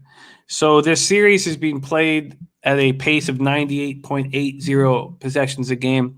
The Bucks in the playoffs have played at 99.46 possessions a game. In the regular season, they played at 102.85 possessions a game. During their last 5 games of the year, they were playing at almost 105 possessions a game. For me, if I was coaching the Bucks, I would be sprinting down the floor and playing at a pace of 108 possessions a game. I would be sprinting and making KD run and making Harden run. But I'm not hesitant that Bud's going to do that. I mean, it seems kind of simple. Yeah. Dennis Garcia says Brooklyn could just mail it in. They know they have a home game 7 to rely on. And Ski Prophet says, I like that you break down the games then use money percentage. I hate hearing money percentage without a breakdown. Great to have you in the chat, Ski. Much love to you, my man. So you are close to moving on Brooklyn Moneyline. Talk to me about your expectation of this total, and do you have a move in store? And within that, can you talk about some player props that you might be interested in?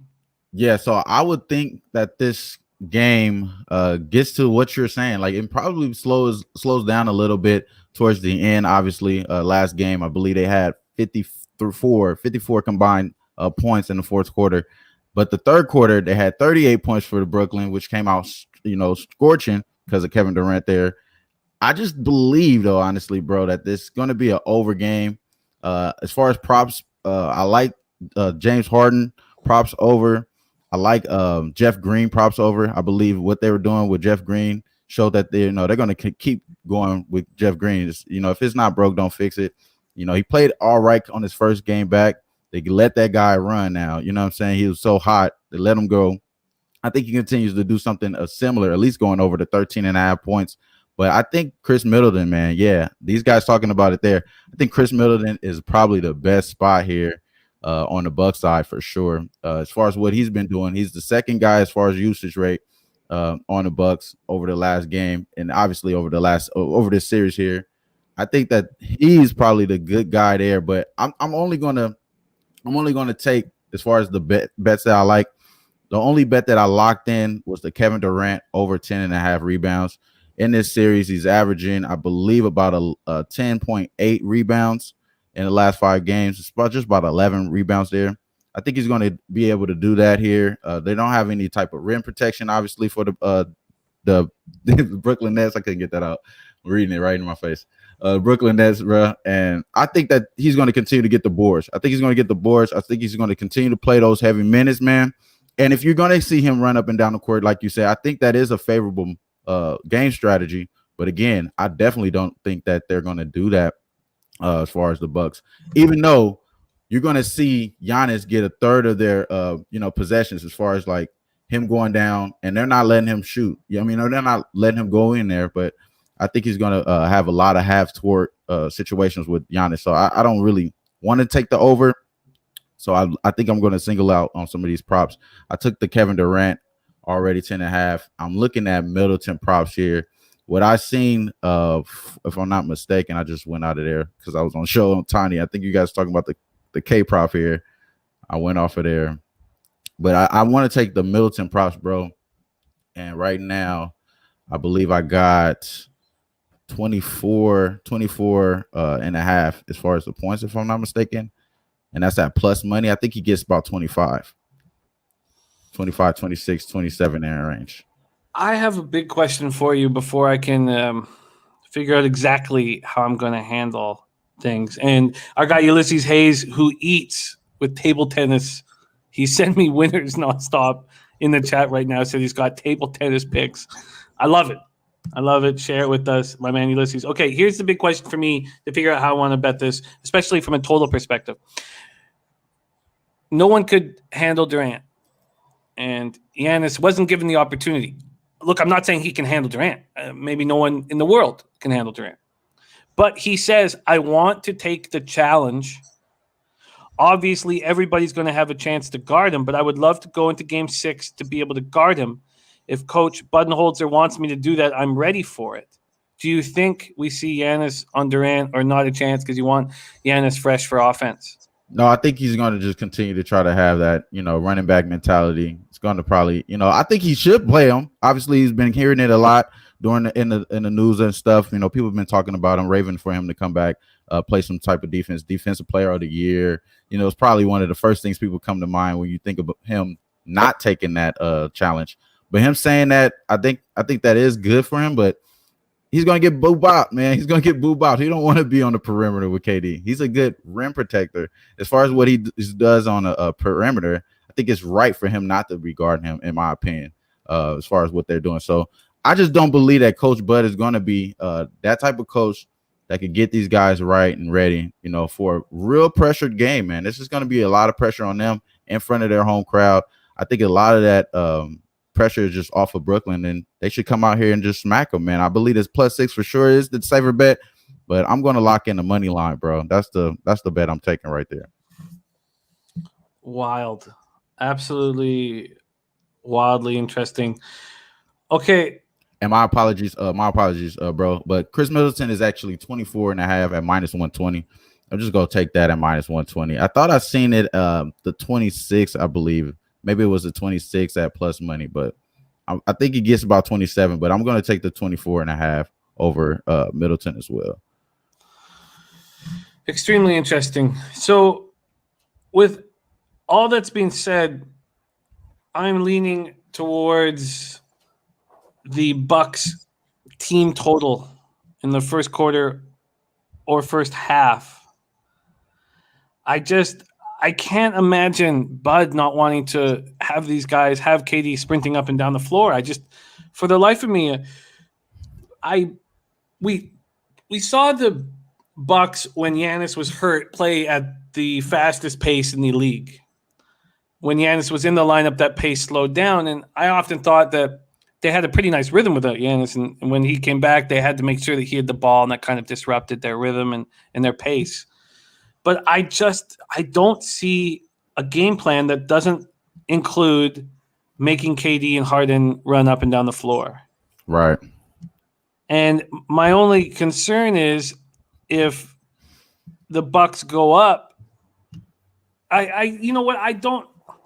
Do you see a situation where if the Bucks went up by 14 or 15 points, after what we saw the Hawks come back in the fourth quarter and the pressure that's on the home team in a crucial playoff game, do you think that they would then rest Harden or Durant, or do you think they would go into the fourth down 15 and give them at least the first 4 or 5 minutes to see if they can cut in that lead?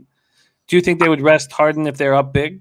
I believe Steve Nash has kind of showed us so far. He's more like a coach that, gives his players rope. I mean, I believe he's been doing a great job. You know what I'm saying? As much as he's been thrown with adversity, with losing these guys, I think he's been doing a great job of keeping these guys competitive in this series. While you see in the Bucks, I mean, they kind of got the same guys. They haven't really had any adversity other than them playing bad. And as far as what you're saying, could you repeat that? My apologies, bro. It's been, I think Jose said something about weed or something earlier. I want to add on as well, Jose. Don't say marijuana, bro. Ain't nobody gonna give you that. I mean, Dutch is not sharing if you say marijuana. He's gonna think something else. You know what I mean? So just giving him that heads up. Jose's a narc, is what he's gonna think. Yeah, facts. Okay. I'm wondering if the Nets find themselves down 15. Do they just rest Harden, or do they fight back in the first 5 minutes of the fourth? Right. Yeah, I think you're right. I think they probably will rest him up because you don't want to do it. But at the same time, the reason why I went on that tangent there because he has been giving them rope, man. Like, you know what I mean? If they say, hey, I think we could get and cut in this game, and they talked about that, I think they will still play those type of minutes, even if they are getting blown out. So I understand like as far as being weary as far as the props and things like that, because blowouts have been ruining props lately. But in this game, I think it's going to be like, let's close these guys out. These guys give it up, man. As far as the Bucks, they give it up. And now they've shown that their perimeter defense is still cracked. They've been playing good perimeter defense at the house, but are they going to do it this game? I don't think so, bro. Extremely interesting. And let's close with this question. So I'm very close to figuring out how I'm going to do this, but let's close with this question from Brandon Lugo. Role players always look good at home, not so much on the road. Will anyone help KD with 27 points like Jeff Green did last game? And would that immediately be Harden that's going, not that he's a role player, but Harden will step up? let's say Harden doesn't step up. Is there a role player that you think can step up for Brooklyn other than, the stars? I really like the Jeff Green over 13.5 points. I did lock that in a parlay. I didn't lock it in as far as official. So the only thing that I did lock in official was the money line, which I got plus 185 for the Nets money line there. And then I got the 24.5 Middleton there points at minus 120 on fucking Bovada, janky ass. But I mean, yeah, that's kind of what I'm looking at there as far as if I was to think of somebody else, it's probably going to be Jeff Green. I mean, he looked like he's seen barbecue chicken out there, and he was able to make the right read. So I think he could continue to do that. I'm very close to moving on the Bucks team total, first half team total over 57.5. I'm very close to moving on that, and I am going to move on that. Milwaukee Bucks first half team total over 57.5. I don't want to take the first quarter because there's going to be pressure on them. I expect them to come up big in the first quarter, and I do like that first quarter -2, but there's no doubt there's going to be pressure on them. I do like that first quarter -2. Yeah, I was gonna say, if you like I think you would like the first quarter too. Like, they could get rallied in too, but it's gonna be a lot of pressure, bro. I think it's gonna be. I think you're right. I think you're right. I'm gonna leave it alone though, as far as like talking about your plays here though, because I'm gonna stay away from the early bets here. I'm gonna just think that these guys is gonna find a way. Incredible stuff, Wham Bam. Could you review your official action one more time and tell us where we can find you and a little bit about Who Bangin'? Oh, yeah. You can find me on Who Bangin' Sports Talk on Friday. I should have Billy Brisbane on here as well. Shout out to Billy Brisbane. He should be shouting out to sliding in there with me on the Who Bangin' Sports Talk, the lounge. Nice. As far as Friday, Wednesdays, Wham Talk Wednesdays. And, Trot Wam on Twitter, man. Appreciate it. I love it. Thank you so much for joining us, our NBA expert, Wham Bam, in the house, and Brooklyn money line. Love it. So exciting. So exciting. We go from NBA playoffs to NHL playoffs, and this has become must-watch segment on the show because of the excellent handicapping by our NHL expert, the pride of Belleville, Ontario, Money Marts and strip clubs in Belleville, Ontario. Please welcome Mr. Gogster to the show. Gogster, what's happening, my man? Wow, must watch CTV. Yeah, I appreciate that, Jimmy. And you spot on there. Cash for you, Money Marts, strip clubs. We had 2. Whatever you need, come to Belleville, guys. Great expanding city. Yeah, it is. And let's start by congratulating you with your spectacular read on the Habs first period. Huge plus line scores, putting money in the low baggers' pockets, and we thank you for that. Great stuff. And now we have Game 3, Lightning Islanders, Nassau Veterans Memorial Coliseum in Uniondale, New York. And what I took from Game 2 was a terrible blunder not taking the Lightning -1. And I do not think that this power play of the Lightning can be stopped by the Islanders. I just don't think they can be stopped. When I watch Hedman take the puck from behind the net, take the 2 or 3 big crossovers, and start moving up the ice, you see Point and Kucherov setting themselves up. It's so dangerous. It's a scary sight. Yeah. Now hitting at 39.5%, and the Islanders penalty killing at 63.6%. And the Islanders can't blame the Lightning power play. They've only played this team twice. So it's not the Lightning that have done this to the terrible, terrible Islanders penalty killing. Okay, I want to talk about a whole bunch of things here, but let's start by letting everybody know what the line is in NHL here. We have the Islanders opening up at plus 121 and the Lightning opening up at minus 137 and very little change. Lightning are now minus 133. Islanders are plus 120. So at this point, it doesn't feel like the public is hammering the Lightning as was expected. We have 5,195 tickets in, and 35% of the tickets on the money line are on the Lightning. Just 35% of the tickets, because people have been making a lot of money on the New York Islanders. 53% of the cash, though, is on the Lightning. And in the total, this is what scared me because I'm on the over 5. 70% of the tickets are on the over and only 18% of the cash on the over. So some giant bets have been made on the under. Why don't we start with how you see this game unfolding and how you expect to bet it? Well, I see this one unfolding a little more towards the under, Jim. Coming home here, when you're talking about those penalties, the thing is the New York Islanders guys they had the third most amount of hits, even the regular season, leading into this playoffs as well. They're laying the body on these guys, and they're not taking penalties. They're the first in the playoffs for not taking penalties all year. So what they're really good at is forcing the body, but not taking penalties. That's a smart team, a well-coached team right there. So with that being said, I don't think the Islanders are going to give Tampa Bay much at all. They didn't look good in that second game, Jim. Looking at their expected goals, the defense for the Islanders was bad. Was not good at all. You know, you had Varlamov pulled for Sorokin. I don't think it was all Varlamov's fault. From looking at these numbers in the game, the defense for the Islanders was not that good. Compared to the first game, they were lights out. All of them were in plus expected goals for the defense. It was just a bad second game. So I think the Islanders are going to put forward a really good performance here. They're 4-2 in the playoffs at home. The one issue is, Jimmy said it, it's a penalty kill, guys. 61% at home for the New York Islanders, only 70% power play. But like I said, guys, they don't take many penalties. If they're not taking these penalties like they keep doing, keep laying the body, slowing Tampa Bay down, not giving them much to work with, I see this being a really tight game. I'm looking towards first period here, Jim. I'm all over the first period. I haven't made anything full game, but I got 4 picks that relate to the first period.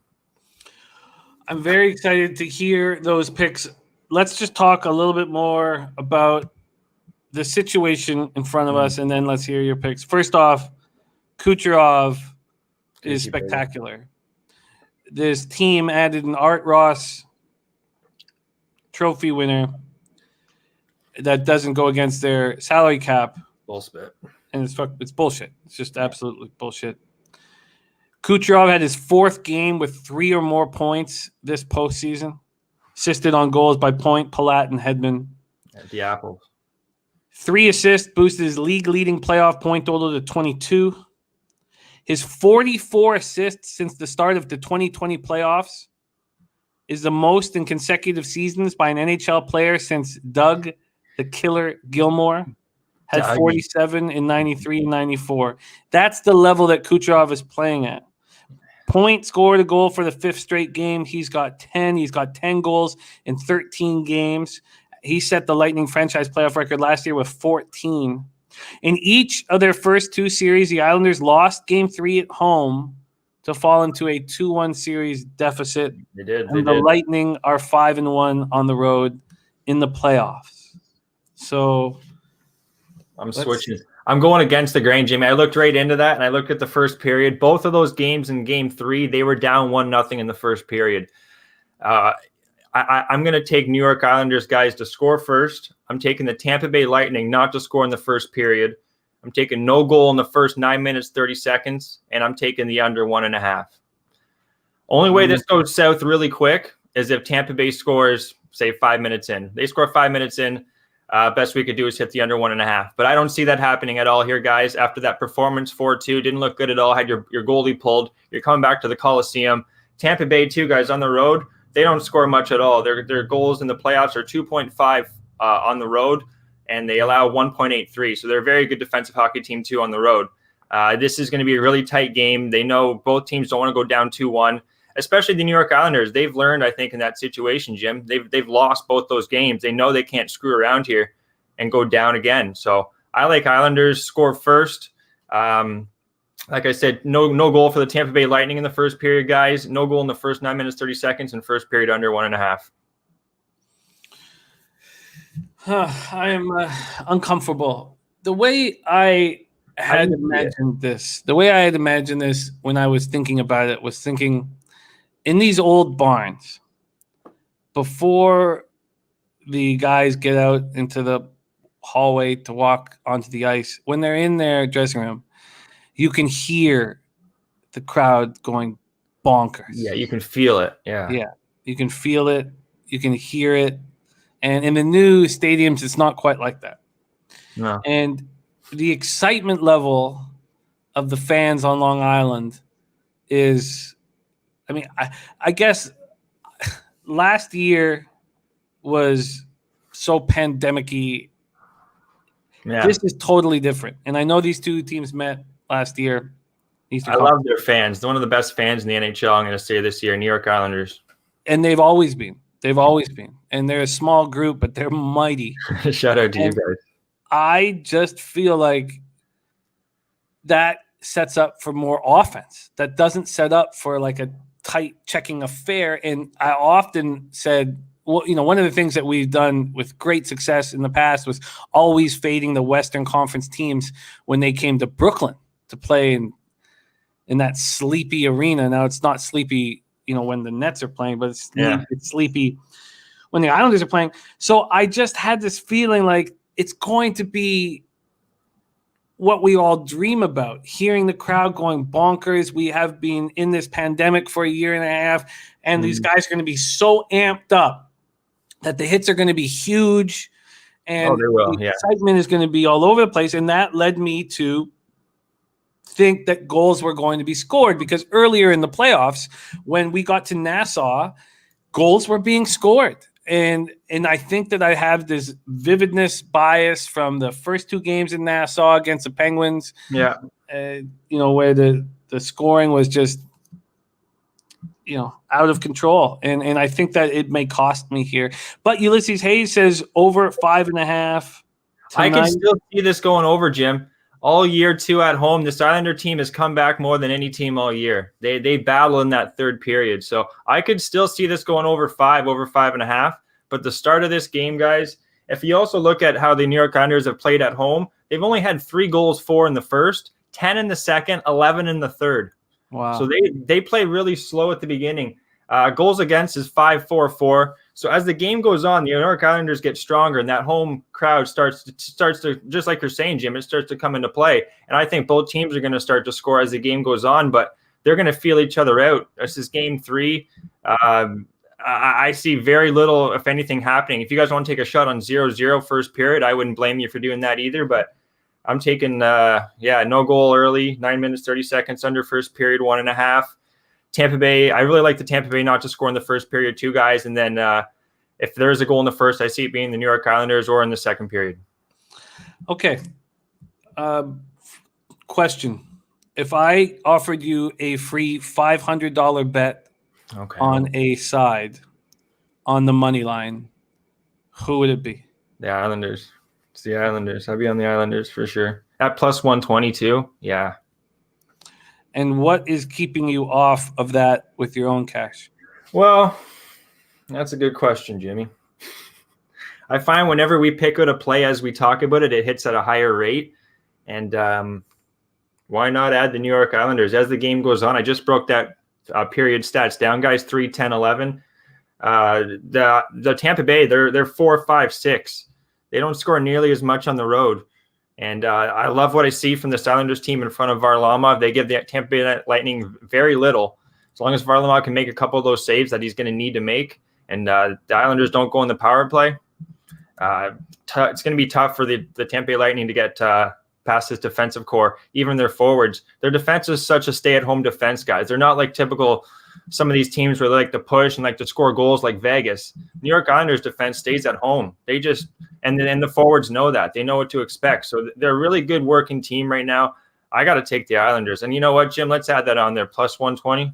Ooh, I didn't mean to put you into it. Let's do it. It makes sense. The more we talk, it makes sense to me. And I'm not just going to leave money on the table. I don't like doing that. So, okay. Question here with the Islanders. They are dealing with an injury. Padres. Yeah, I'm seeing he should be in. He didn't skate, but they're saying they'd be highly unlikely if he doesn't go. They expect Pajot to go. They're just giving him the skate off in the morning, I think. So, and I think what you're saying about the defense is so bang on. And the fact that they just stay at home is part of the reason why their Corsi numbers are low. Exactly. That's what I noticed that too. I'm looking at what they have, like for. They don't push a lot of the puck forward, but against is really low. It's considerably low. And one thing too, guys, Hedman's been playing the third least amount of minutes for the Tampa Bay Lightning, Jim, the last 2 games. It's been McDonough and Cernak at 13 and 14, then Sergachev, Savard, and then Hedman's been with Ruda. So I don't know what's going on, if there's an injury there with Hedman or what, but he's not playing as much, and that's definitely a guy that helps this Tampa Bay offense and defense. So very, very exciting breakdown from our Mr. Gogster. Very, very, very exciting. And we've added a fifth bet. Jessica Easton agreeing with your look on Islanders to score first. So you've got her on your side. Turnsy's taking Eberle to score a goal. Yeah, I like that. Bolivier, Palmieri, Barzell are the 3 guys that stood out for me. Those all on different lines. Yeah, so Barzell has made all of my hometown of Vancouver very, very proud. Guy's got wheels. He's a hell of a player. Nigel Lee says, okay, y'all talked me into Isles money line. Let's get it, Nigel. Come on. And Johnny K likes the over, which I'm not going to buy off of it. By any means. I would almost expect this game to eventually go over, but I don't see, like I said, tight checking early. Feel they're going to feel each other out, and the defense for New York Islanders, they're going to have a much better game because they did not look good in that second game. So going back to the barn, let's go Islanders. Very interesting, but and we've had slight changes now. So slight changes. Ulysses has got Tampa Bay. Let's go, Ulysses. Best of luck, my man. So some bets have come in on the Islanders. We're now at 5,497 tickets. How many people are watching the show? Jeez. 30. Oh, sorry. Excuse me. Sorry, I said that wrong.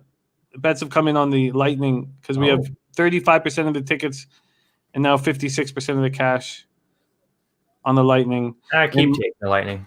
And more money coming in on the under. Now 31% of the tickets, but 85% of the cash.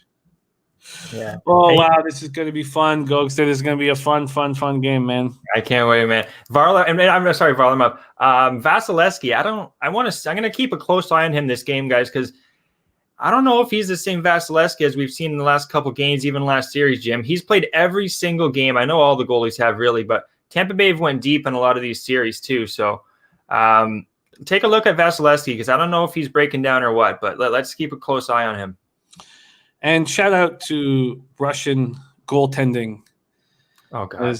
The days of Tretiak dominating the goaltending world were a long time ago, and it certainly seems like the Russians have taken back the reins as the best goaltenders in the world. So shout out to Russian goaltending. And Canadian. Don't forget about the other series, Vegas, Montreal, 2 Canadians, but yes. No, I hear you. Yeah, I hear you. And Diehard MMA podcast, our man Clint says, Islanders team total over 2.5 at -105. Is it really? I'm surprised that is it. Are you? Let me just go over. My thought would be that you would get paid more for the Islanders scoring 3 goals. I would think so too, especially if that line's 5 and they're the dog. I'm shocked. Let me just see what it is right here very quickly. That's a tough one there, Clint. I got 5 picks already, so I might cut the leash there. Okay, I've got Clint. You should get a better line than that because it's 2.5 at +110 here. You should get plus money on a 5 on the dog. If it's a 5 and the dog is, you're going to get over 2.5 on the dog. So look to get a better line there. Mr. Gogster, spectacular work. We've got to go. And Steve Priest says French-Canadian goalies. Well, Carey Price from Anaheim Lake, Northern BC. Look at you guys. You're breeding them like freaking hotcakes out there. Yeah, we're proud. We're proud. Carey Price, we're very proud of him. Man, remember in the lockout year, he was a rookie of the year in the BC Rodeo League. Was he? He was. That's facts, yeah. And his mom is the chief of the tribe up there. She's the chief of the tribe in Anaheim Lake. Yeah. We're very proud of Carey Price and the Price family. Okay, incredible work, Mr. Gogster. There you have it. 5 bets for Gogster. Follow him on Twitter, and I will retweet his action as well. We've got nothing without you guys. Everybody in the chat giving us all these angles and all this energy and all this humor, and it's just we're very thankful to have this opportunity to catch with you guys day in and day out. Don't forget, big Babano and C-Mac show going on right now. And then at 4 o'clock, we have NBA Pub Hub with Ski Profit, Dutch Boy Fresh, Babano, and C-Mac. And then at 7 p.m., we have Razor Sharp Picks horse racing show. And also check out Gambler's First Glance from Razor Sharp Picks. Mr. Gogster, my man, could you let them know where to find you on Twitter and then let us out of here? Yeah, guys, as always, check me out on Twitter, ego47_. We got PGA going on right now, US Open, NHL. I'll tweet out my action as well. I do KVO late night, a bunch of stuff, horses with the crew. So check me out there, guys. And as always, get that cash. Jimmy? Get that cash. Also, our man Ulysses did drop a... Oh, Jesus, scores. Race ass, kids. It's race ass. It goes off. Ulysses did drop a little parlay for us in table tennis, and he eats in table tennis. So I will be tailing that table tennis parlay. I can't find it, but I did copy and paste it here, so I can't pop it on the show. But much love, you guys. Go over to see our Babano and C-Mac MLB show, and can you throw us a leche, Gogster? All right, guys, get that cash. As always, leche, elos, bookmakers. Get that cash, guys. Don't mess around it.